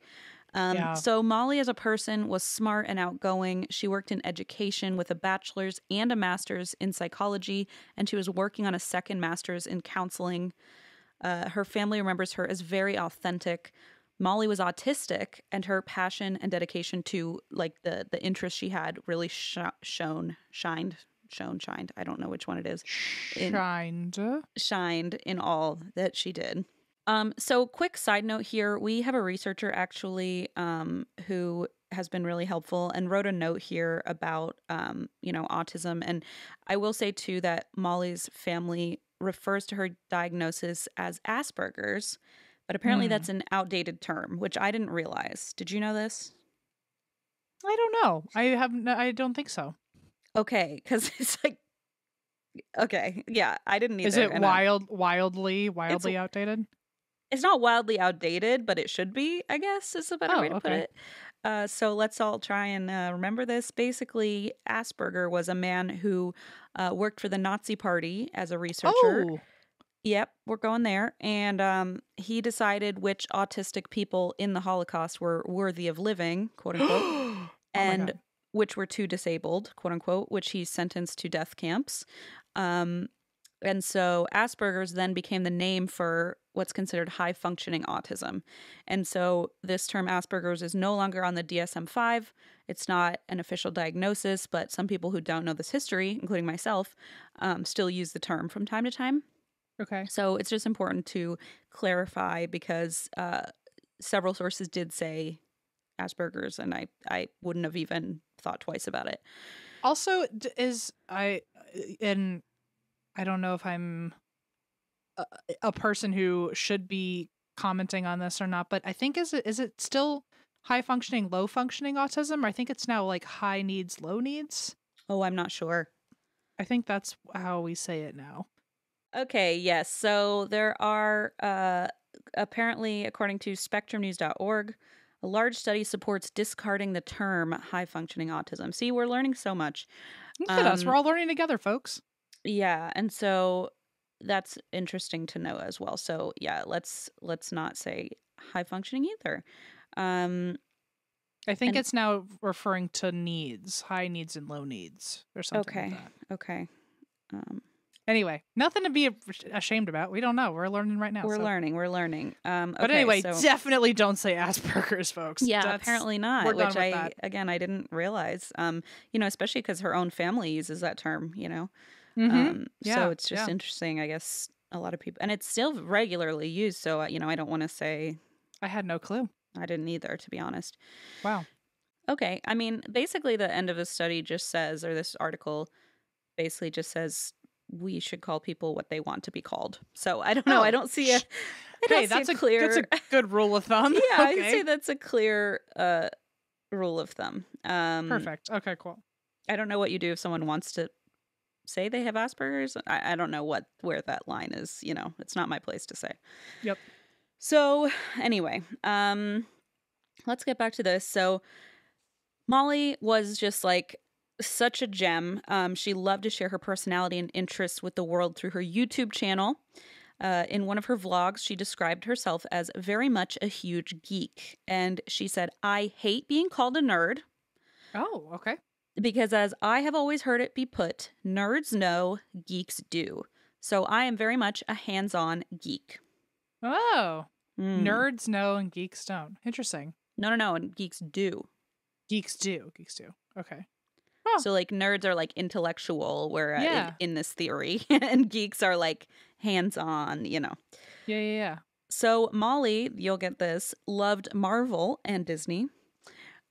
She was a talented seamstress. She was super into sewing and cosplay. She loved to draw and sing. And quick side note, I'll give you all the link at the end, but her YouTube is still up.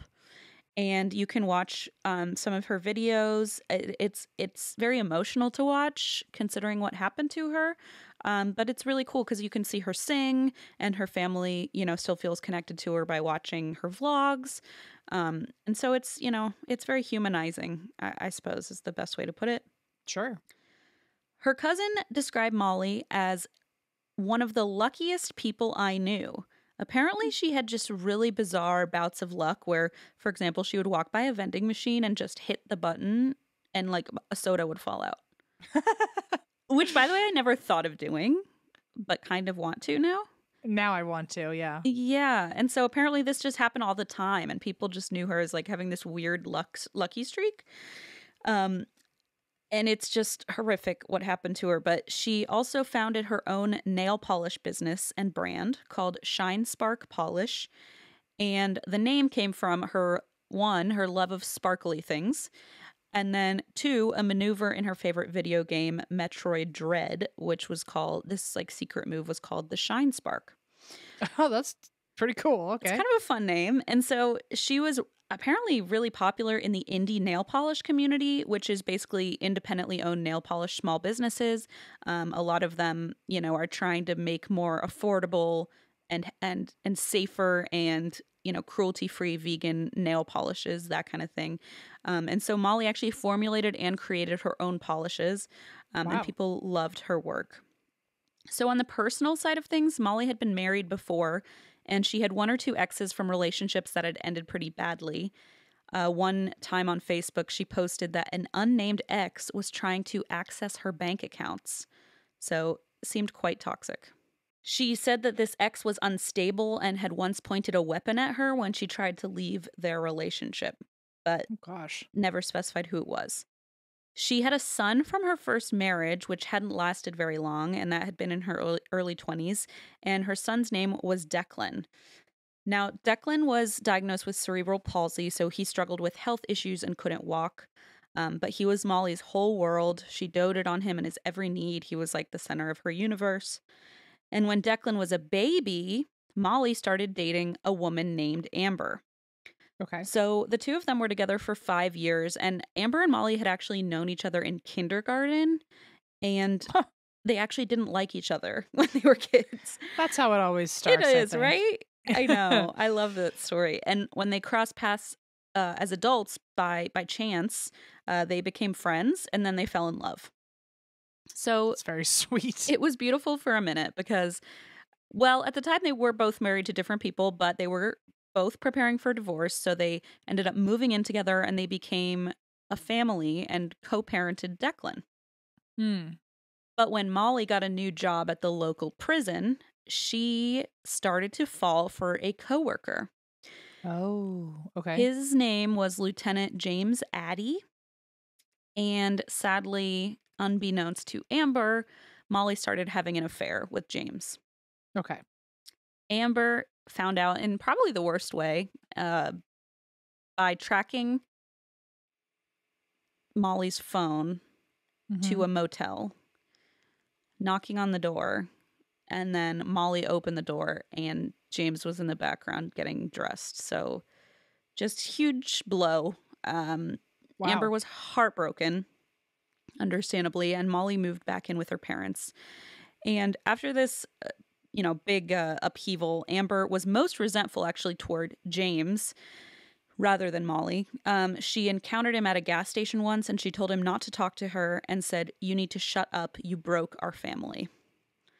So just... I do feel like you always pick one person to be, I mean, not me with, not that I've like been in all these situations, but I feel like I hear like it's common to pick with the other person because it's easier to pin your anger. Yeah.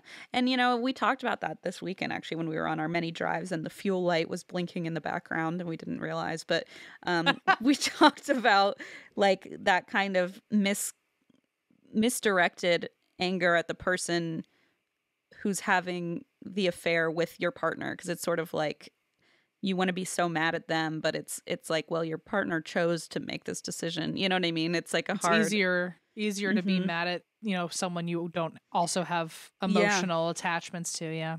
I mean, I get it. I've been there. I get it. I've been there. It's the end of my details, but yep.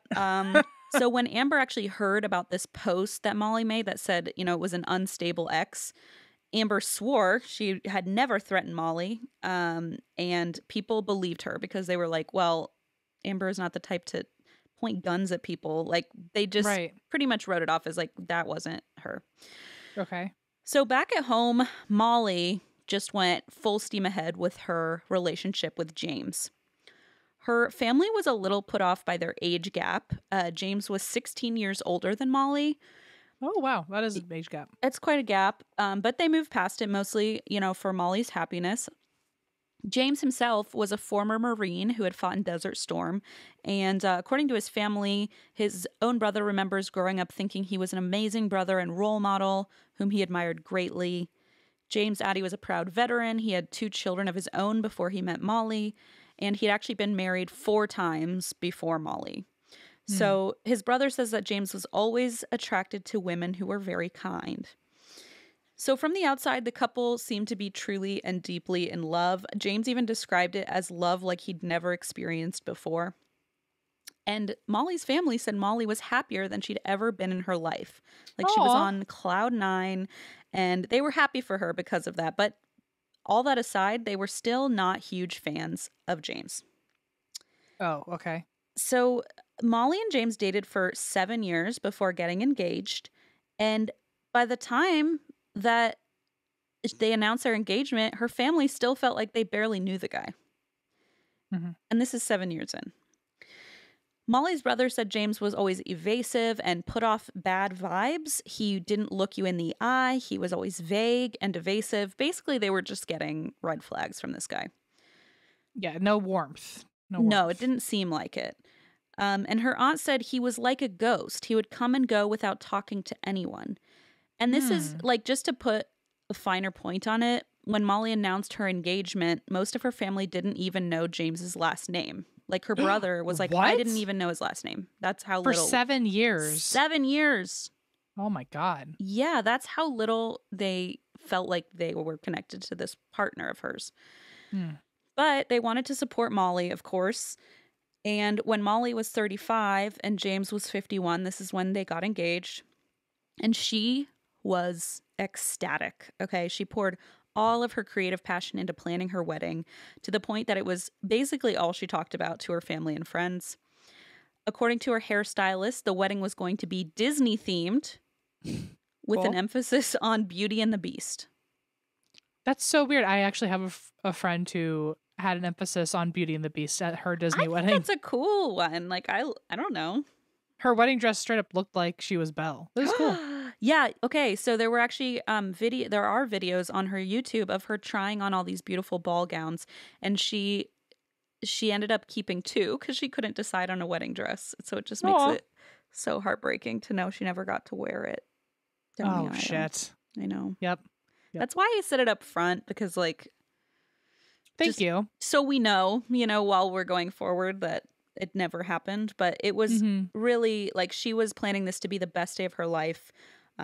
She could not wait. Again, she was trying on different ball gowns in her YouTube videos. So as they prepared for the wedding, James called Molly with a shocking update. He told her his ex-wife, Melanie, and the mother of his children had been in a terrible car accident and had passed away from her injuries. So Melanie spent a while on life support, and he had to make the terrible decision to pull the plug when it was clear she wouldn't recover from this. And further, he had to break the news to Molly that the funeral for Melanie would be held the day before their wedding.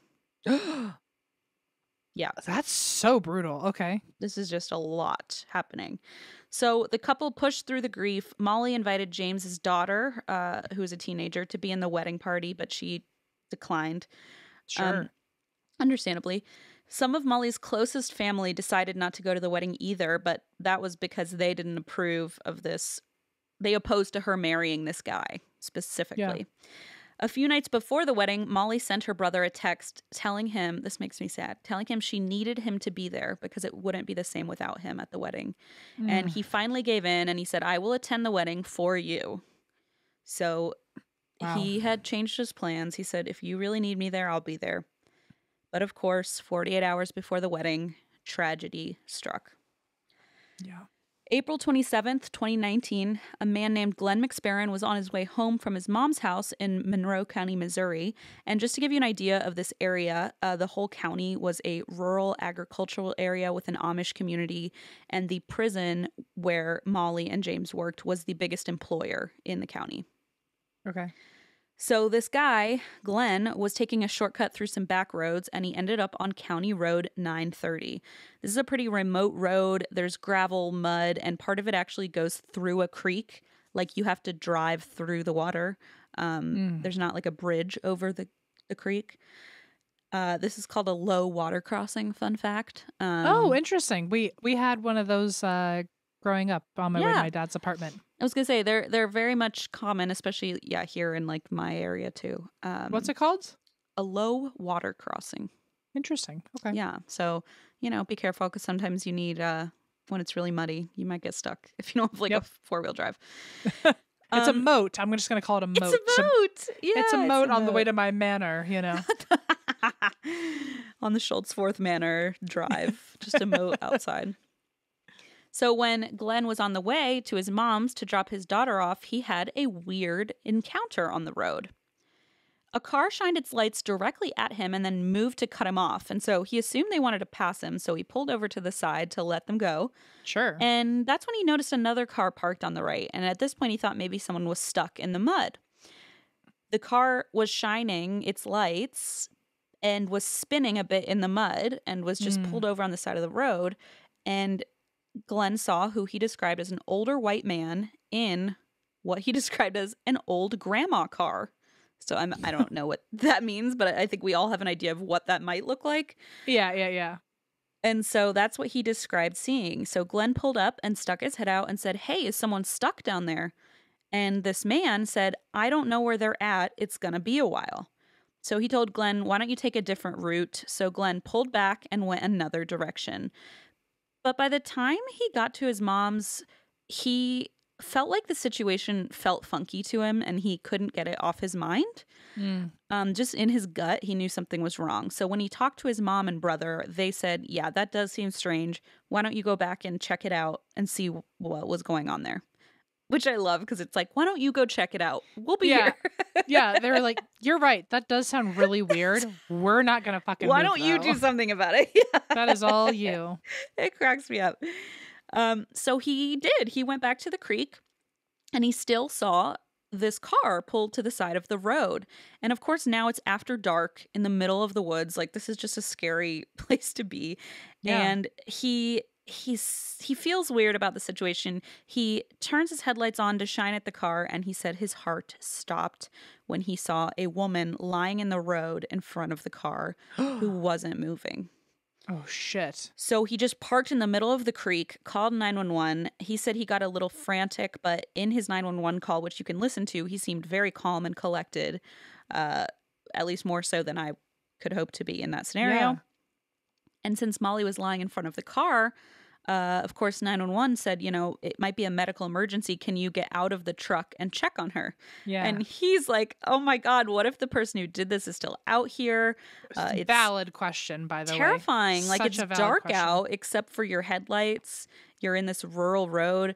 And so he was brave and he got out of his truck to check on her. And he remembers feeling on guard, quote, waiting for someone to come out of the darkness, which is just pure terrifying. So he didn't actually have a flashlight with him, and his truck, which was still on, was so loud he couldn't hear anything around them. But the dispatcher, talked him up, talked him out of the, was like, "I'm here," talked him out of the truck, and he took a handgun with him just in case. And then he had to wade through the water, calling out to Molly, and you can hear this on the call, saying, ma'am. And when he got to her, he noticed some blood on the ground outside and drag marks in the gravel. Oh, shit. Yeah, then I'd be really scared. I mean, it's sad, and I'd be really scared. And then there's also the fear, exactly. She was wearing pajama pants and a tank top, and she still had her engagement ring on her left hand. He tried to find a pulse, and she was cold to the touch. Glenn said, "I looked into her eyes, and I could tell that she was gone." Oh, my God. So, obviously, this was traumatizing for him. But despite that, he stayed calm on the phone. He stayed on with 911 until authorities arrived. And interestingly, on the way to the crime scene, a sheriff's deputy was driving in the dark and happened to spot a white t-shirt in the road. And he almost drove by it, but then he second-guessed himself and he thought, this is really close to the crime scene. I'm just going to grab it just in case. Yeah. Oh, smart. So, just well, maybe smart. I don't know if it's touching a crime scene. No, yeah. It was the right thing to do. I'll say that for right now. So when police arrived, they ran the vehicle registration and identified her as Molly Watson. And they realized immediately that this was a murder because Molly had suffered a point-blank shot to the back of her head, which they described as execution style. Oh, no. Oh, no. I know. The bullet the medical examiner found in Molly was so damaged they couldn't identify the murder weapon beyond a small caliber firearm. And on the road leading away from the scene, they found an ammo box for a small caliber weapon. But I know I said that she was still wearing the diamond ring on her finger, but she also still had cash in her wallet. So at this point, they're like, well, this was not a robbery. Yeah, this was personal. Yeah. Her cell phone was missing. There was, this is sad too, a marriage certificate in the car with her name on it and the name of her fiance, James Addy.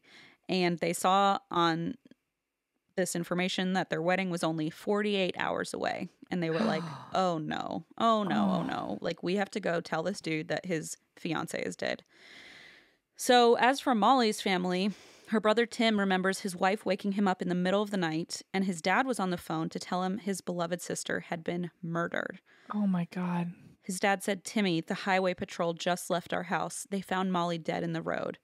And Tim was obviously like, he just woke up. This is just like shocking information. So he's in utter disbelief. And Molly's aunt and cousin remember that Molly's mom was totally inconsolable, just screaming. I mean, it was just heart-wrenching. The crime scene was located pretty much exactly between Molly's house and James's house. So around 2 a.m., several investigators left the scene to drive to James's house 25 miles away with the very overwhelmingly tough task of telling James that his fiancée was dead. When they arrived, who should answer the door but a woman? And she identified herself as James's wife, Melanie. What? Hang on. So he's got another wife? Okay. Remember how his wife died in a car accident? She didn't. Oh, well, I want to say I am surprised, but also I guess it's not that shocking since he was so quiet and like obviously didn't want anyone to know anything about him, not even his last name. Because then people like you would have been Googling him and found out. Yeah. Yes, precisely. So this woman answers the door and says, I'm Melanie Addy. Like, what's going on? And they're like, wait, you're his wife? And where did she think he was gonna go this weekend? That's what I'm wondering. I don't know. This is like all he had a whole fucking wedding to go to. I mean, oh my God, it's batshit crazy. This whole situation. This woman, it's horrifying. She answers the door. She's like, "What are you doing here?" And they are shocked because they're like, "We're here to tell your husband that his fiance is dead 48 hours before their wedding." And she is just like flabbergasted. No idea. No idea. Not obviously. The slightest, faintest idea that he's even having an affair, let alone marrying. For 7 years and marrying her. 7 years and marrying her and now potentially murdered her. Just like out of control. So they're shocked. She's shocked. And Melanie had been James's wife of 23 years and the mother of his 2 children, including teenage Emma, who had refused to be part of the wedding. Turns out he had been living a completely total double life for 7 years. Oh my and God. Molly knew about Melanie, but James had convinced her that their marriage was over, that he was free to date, that they would divorce as soon as his youngest daughter graduated high school, and then she was told that she died. So she was like, that's just what the story she believed. Wow. It's how do you even have a double? Like, how do you juggle? I don't know. How do you even find time to spend enough time with the second person that they're not wise to the fact that you've got a whole other life? You know, it's so shocking because his wife said, like, he really played it off. Like, she had no idea. She said they'd gotten into a few arguments because he would get off work at 3 and sometimes not come home till 5. But that's still not like that wide of a window that you're like, you know, who are you meeting? What are you doing? Yeah. And so she just really genuinely was totally blindsided by this. And so it gets worse because he had even gone on vacations with Molly, which he told his wife were work trips or trips with friends of his. And he had once even printed off a fake form to show his wife about like an upcoming work trip. And he said that this was sniper training in Florida. Okay. I mean, wow. But also, I guess that sounds like something that would require all of your attention. And and if you trust your partner and you're like, I love and trust you. And people describe this man as like just very stoic Midwest, is I think how They Will Kill, the podcast, talked about it. Like just that classic, like stereotypical Midwestern guy who doesn't say much, who doesn't wear emotion on his sleeve, just all those cliches seem to be how he was. So it was sort of like he wasn't acting any different. He was just as quiet as always and reserved. But they also made a great point on that podcast because they were like, what kind of prison employee retreat is happening in Cancun, Mexico? Like he was going to like Cancun and stuff and, making up these ridiculous stories. But again, like his wife just loved and trusted him and encouraged him, when he said, oh, my friends want to go on this trip. She was like, go have fun, like she was just being a supportive partner. One trip he actually took Molly on and then months later took his wife and stayed at the same hotel, ate at the same restaurants, did the same activities, just copy and pasted his trip with Molly with his trip with his wife. Aren't you worried about someone being like, oh, welcome back? Welcome back with a new person? We've gone to hotels for the show and like then and a year later they'll say like, welcome back. And it's the front desk is like, oh, you've stayed here before. Yeah. And I don't even know that I've been there before. I'm like, what do you mean welcome back? We never know where we are ever. Have I been here before? Like, can you imagine?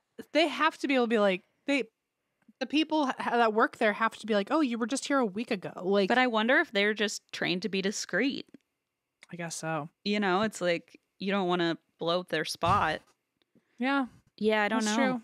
I guess shocking. That actually they have to be trained, right? Because I can only imagine like someone getting busted and like suing the hotel for ruining their marriage or something. I mean, I'm sure people have done wilder things. So yeah, I'm sure there's some degree of staying quiet when you work in a hospitality industry is what I'm assuming. But again, I haven't started White Lotus, so I'll let you know. I'll let you know tonight when I actually watch it. That's not true. I've actually watched a couple episodes and it's really good, but there's a lot to go. Have you seen it? No. Oh, it's so good. Okay, so let's see.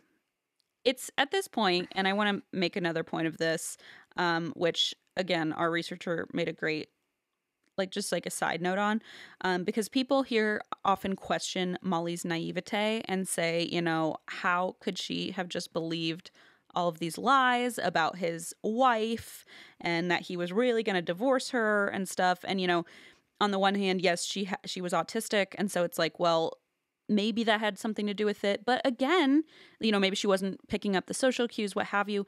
But then again, the other possibility is like she had already cheated on a partner. And so maybe she just didn't mind the complications of this relationship. Like maybe it just didn't faze her as much as it might somebody else. Or also like maybe like, I mean, his original partner who'd known him for even longer than 7 years had no clue. So there's maybe he's just really good at duping people. He must just be an excellent liar. That's a good point. Like he clearly he had duped the person who'd been married with him for 23 years. So it's not out of the realm of possibility that he was just that good at lying. So that's a great point. I kind of side with you on that one. Also, what year was this? So 2018. Well, 2019. I'm sorry. I was gonna say if this was like the 50s, like people were getting away with crazy shit back then. The 50s? You think she had a YouTube channel in the 50s? No. I'm just saying like if it were something like the 50s, like I mean the double lives back then. Remember, and now I mean about it with like family stuff. Okay, I shouldn't say that. I'm sorry. No, it's true. It's true. Why did I just say that out loud? I don't know. It's not a big deal.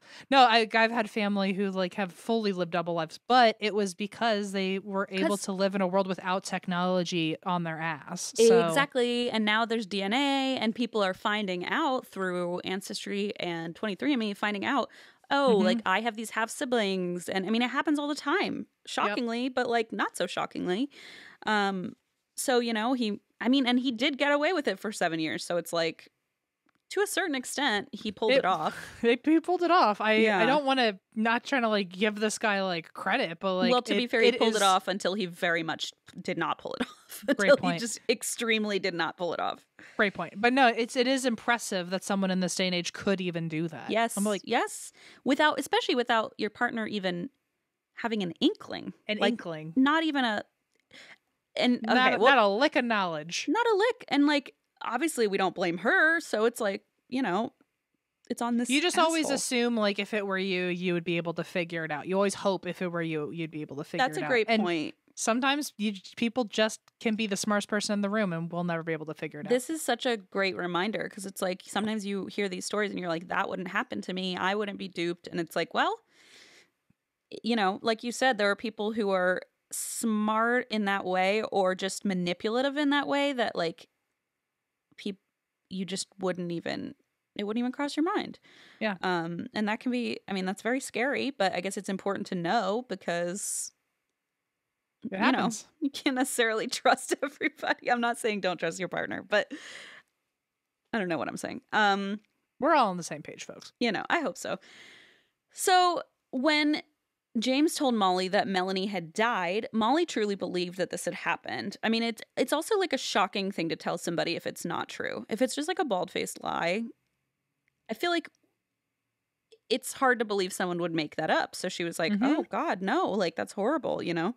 Yeah. And so this is all happening. Investigators, of course, immediately start looking at James, especially when his wife opens the door. They're like, red flag central. And while they're talking to him in his home, he starts panicking and he gets really hot. And so he opens a window and puts a box fan in because he's sweating so much.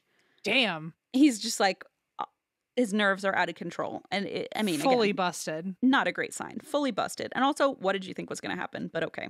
But also, I mean, he had 7 years.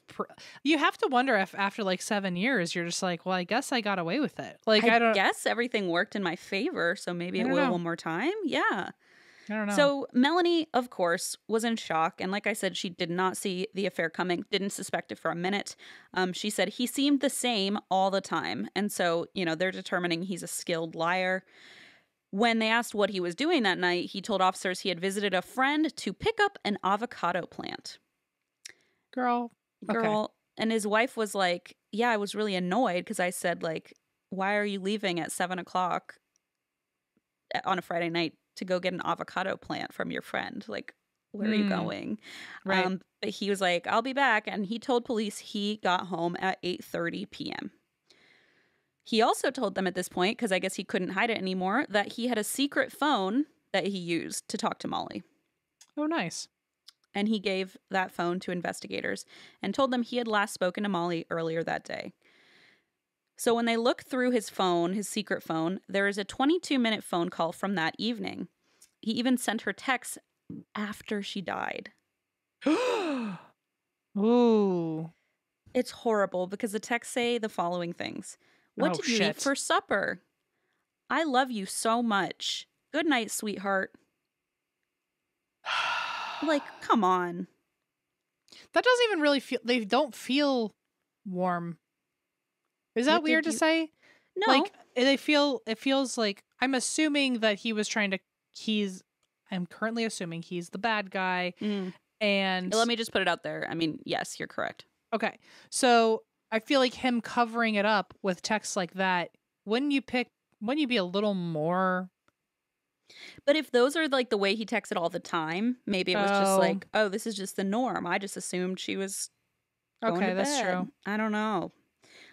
But yeah, it's disturbing to think that he literally shot her in the back of the head, went home and said, what'd you have for supper? What the fuck? And also, like, you really think that's going to trick them? And like, by the way, like, it's one thing to be able, it's one big thing to be able to get away with an affair for 7 years without your wife even having an inkling. But like, talk about a new challenge of like going home to your wife and just like pretending like nothing happened. Yeah, like you didn't just murder somebody. Just like totally straight face, chill. And do we find out the reason for the murder? Was it just to like not marry her and like make the web trickier with his wife? Yep. Oh my God. You couldn't just fucking break up. Okay. You couldn't literally just say, I fucked up. and not spend the rest of your life in prison. Spoiler alert. But can you imagine that conversation of like Blaze sitting down with you right now and going, I fucked up. I'm kind of getting married this weekend. I want to invite you to my wedding. I've taken it too far. It got out of hand. Which like is a very Christine thing to do. I'm if a we're little talking nervous about now. I'm like, am I going to do this by accident? Like, oh my God. Look, it just spiraled out of control. I texted Zach Bagans. Now we're getting married. I don't know what happened. I'm seeing him in Vegas. You understand. Honestly, he'd be like, I've been waiting for you to break this news to me for a long time.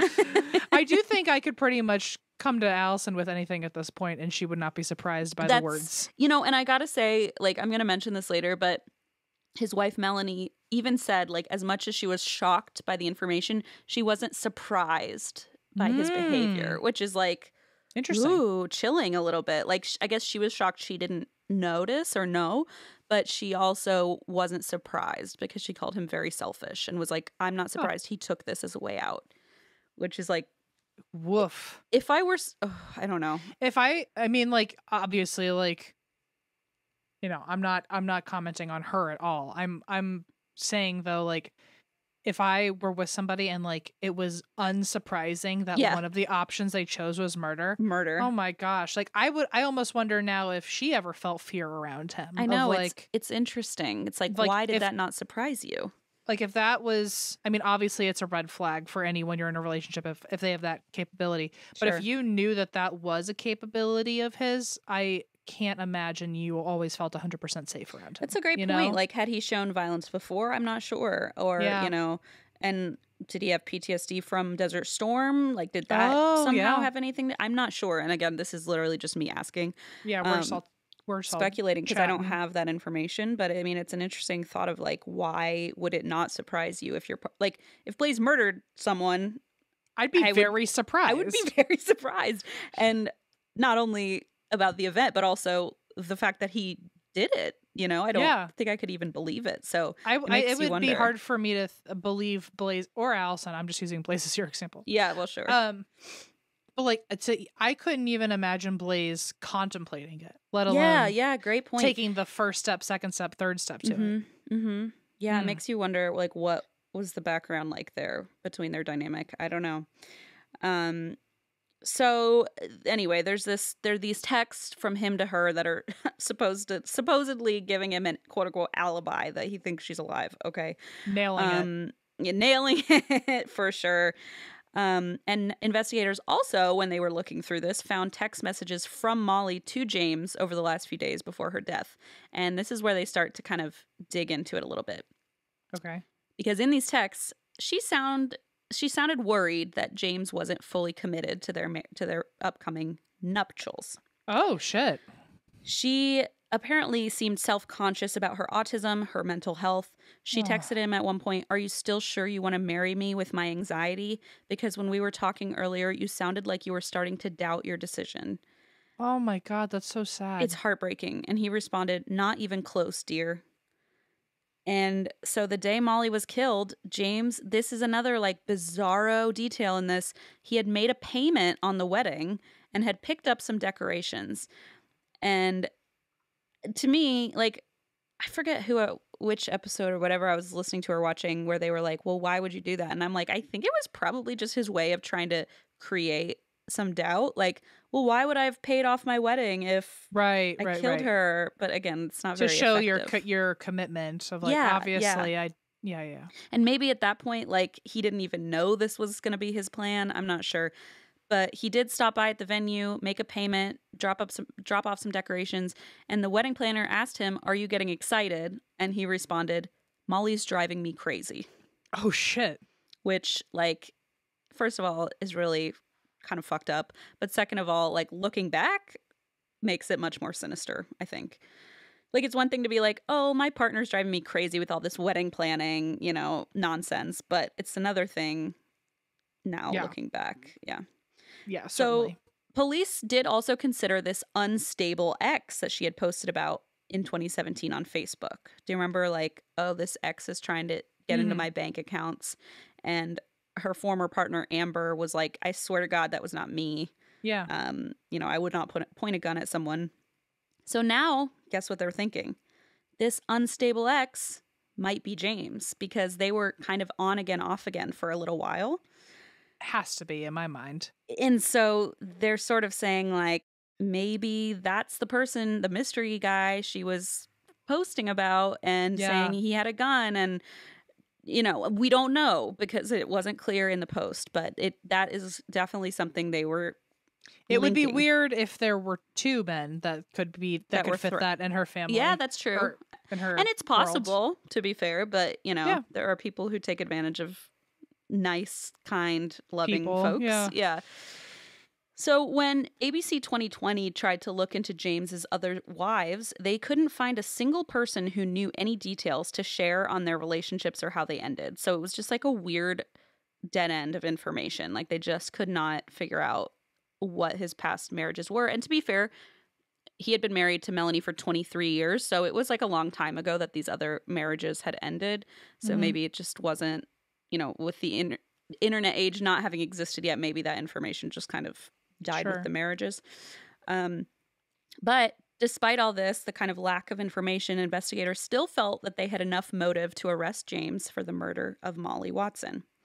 I mean, think about it. He's living a double life with a wife who's oblivious to his affair and a fiance who believed his wife was dead and a fake funeral and an impending wedding. Like, it's just like, who else could it be? Like, if it were someone else, that would be the wildest coincidence of all fucking time. It would I would go home as the police officer that night and be like, you're never gonna believe this shit. Like, I'm gonna write if it were anyone else. If it were I'm gonna quit the police force and write a memoir because I have a doozy. So just crazy. I mean, in 48 hours, he was supposed to be in a public wedding with her whole family, etc. Everything was about to fall apart for him, and it was sort of like he was backed into a corner and didn't know what to do. And so they charged him with first-degree murder, and James's brother and sister could not believe it. Like, they were so shocked that he could ever harm somebody. And I mean, this just goes to show, like what you said, of clearly his wife believed him, so maybe he was just so manipulative that his own family was shocked that he could ever hurt or kill. I think it's like one of those superpowers, like, I mean, evil superpower in this case, but like of just being a quiet person. Like, good point. Unassuming. So James's wife, Melanie, I know I kind of already said this, but in an emotional interview, she said she felt James was capable of murder. And she said, it just seems like something he would do to fix a problem.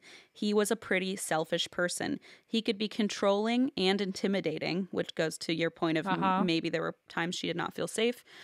And she said, I could see this being a way out for him. So again, she wasn't totally surprised. And in fact, she actually took the stand against him at trial, which must have been very difficult. And not only that, but his own teenage daughter, Emma, took the stand as well. Oof, which must just be seriously heartbreaking. And Emma, get this, had met Molly before. So he is such a fucking idiot, this guy. His daughter needed a costume for, I think it was like Comic-Con or like some upcoming event. And so he said, oh, I have a coworker who's really good at making costumes, and brought her to Molly's house. And Molly knew this was his daughter, but Emma, the daughter, didn't know Molly was her dad's girlfriend. Like, that's a really bold move, because you're playing with fire there. Because Molly's now going to be like, well, how come I don't get to see your kid more often or something? So that was the other thing. That was the only time she'd seen any of his kids. She saw Emma once, never met the other one. Man. I don't know. He must have just been really convincing. He must have also, like, that feeds into, like, I mean, the wife said that he's really selfish. And I mean, that's the most, like, narcissist, confident move I've seen. Just like, come over to my girlfriend's house and I'll just your watch mom you will interact. never know. Yeah. It's disturbing. And Molly, on her part, thought Emma was going to be in their wedding as a bridesmaid. So it's like, Molly probably didn't even realize, like, Emma didn't know who she was. But, like, what if she says, oh, when I marry your father? You know what I mean? Like, right. Like, what a bold move. And it just didn't happen. So I guess he's lucky in that way. So the car Glenn had seen on the road before he found Molly's body matched James's car. There were clear tire tracks matching James' tires at the crime scene. The ammo found in a gun in James's home also matched the empty ammo box they found near the scene, but it was still all circumstantial evidence. It just wasn't enough. And then prosecutors revealed they were able to find Molly's phone.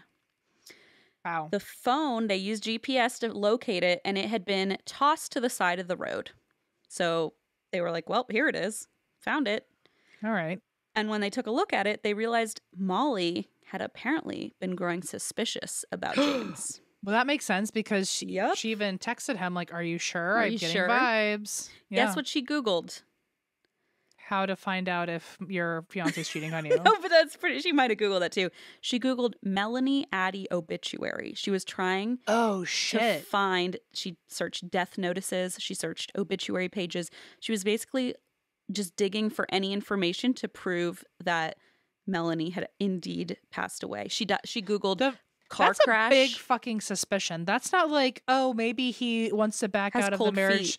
Mm-hmm. Maybe he has cold feet. Maybe he still misses his wife. No, that's like I think your wife is still alive. That's a big And you lied about it, which is like a massive. I wonder who tipped her off. Like, that's not something that just comes to you sometime, right? Like, I don't know. I wonder if like she was asking for details because this was only days before the funeral / wedding. I don't know if maybe she wasn't getting any information about the funeral and she was like starting to wonder why. It's really hard to say. But she even searched for like the car crash, like December car crash. Melanie, like she was just trying to find any article or information. Wow. And so, ding, ding, ding, clearly like she's on to him. And James had texted Molly that day, I think I'm going to see you tonight. Then, oh my God, I already have goose cam. This is so disturbing. He was sending text to himself to try and build up his courage, like sending himself a pep talk. Like from past him to future him, like sort that of. Oy. Yeah. And it said he texted himself that he had a meeting tonight in the normal place and he had to be there. And then he said, don't be a pussy again. Let's go, man. To his own phone. Oh my God. Oh my God. And also I'm worried about again. Like, again, had he tried this? Had he done it with someone else? Like, I don't know. But like the second you do that, good luck ever getting away with this murder because the cops are going to see that on your phone. Yeah. Like, what are you thinking? You could have written that on a piece of paper and burned it, but you literally digitally saved on your phone, you hyping yourself up to go through with this plan that you're now going to have to deny. It's insane. I mean, it's really insane how narcissistic this guy is. So the evidence actually proved that she drove to the location of her killing while she was on that 22-minute phone call with James. And the drive from her house to the murder site is exactly 22 minutes. So that phone call from here to there, and she was on the phone with him. It's like, what else could that mean? You know what I mean? Oh, yeah. So most damning of all, and this is where, in my mind, it's really like nail in the coffin, so to speak.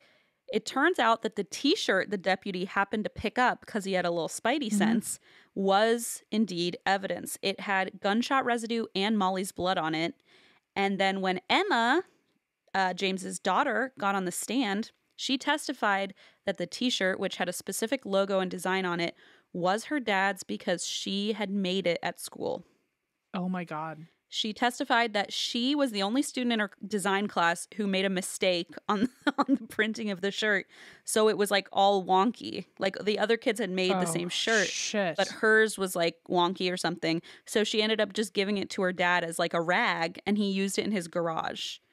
So now this with like the imperfections on it that she made shows up on the side of the road with blood and gunshot residue.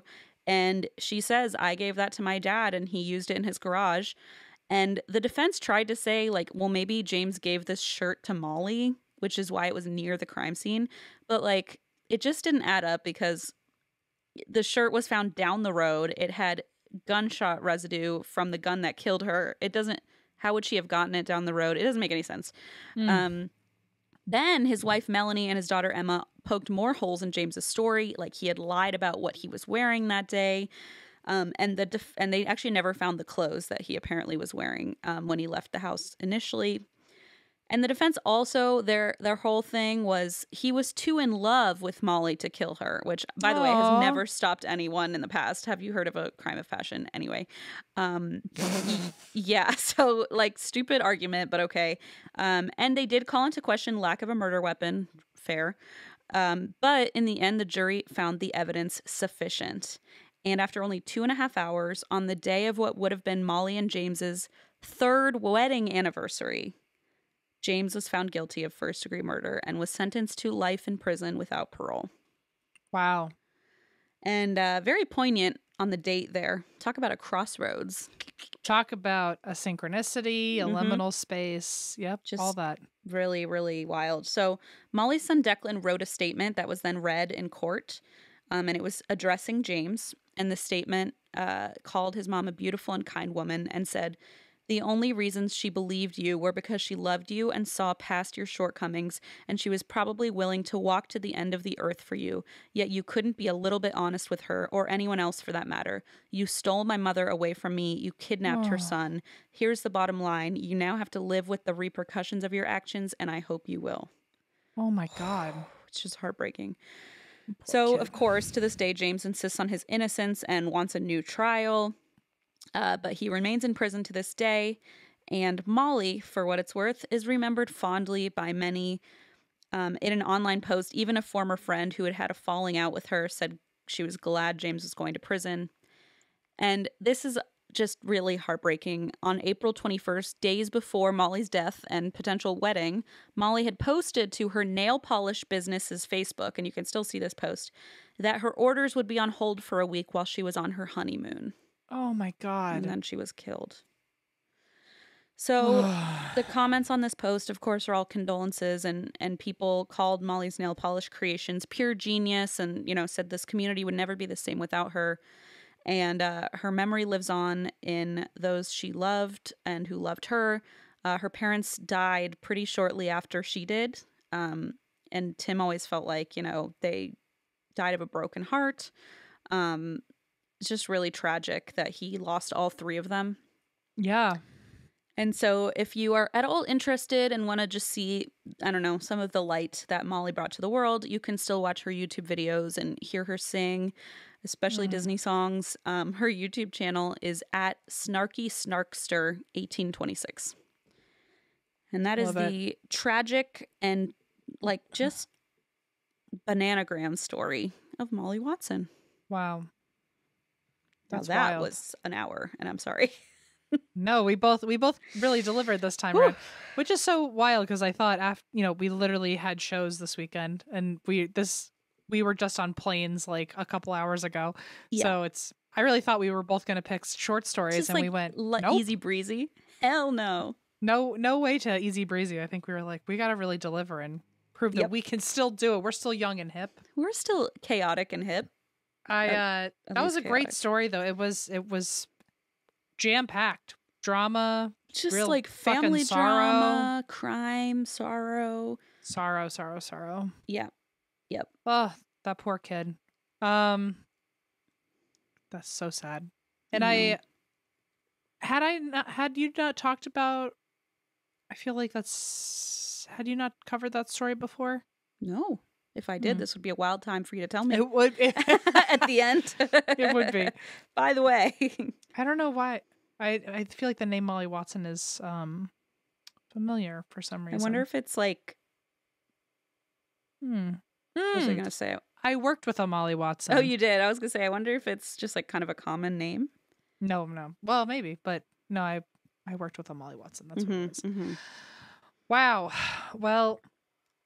On to the next thing, I guess, Christine. We're going to record another episode soon. Onward and upward, or onward and downward. I'm not really sure. First bag, last bag, First bag, last bag.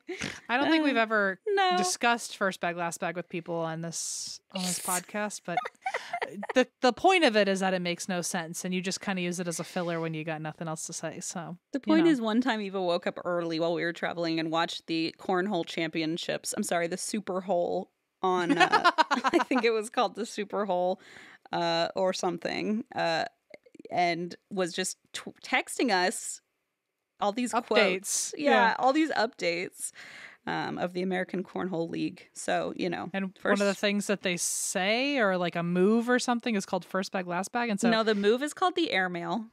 Right, sorry. And the guy, his name was Cornhole Superhole, Eva just texted. What was it again? Doug Flutie. How do I remember this? Doug Flutie's catchphrase. Oh my God, yes, Doug Flutie. His catchphrase was first bag, last bag. And we still don't know what it means. And so now we just say it. We just say it for whenever we need to say something at all. To say something. So, you know, first bag, last bag. That's what I always say. That's right. And with that. And that's why we drink.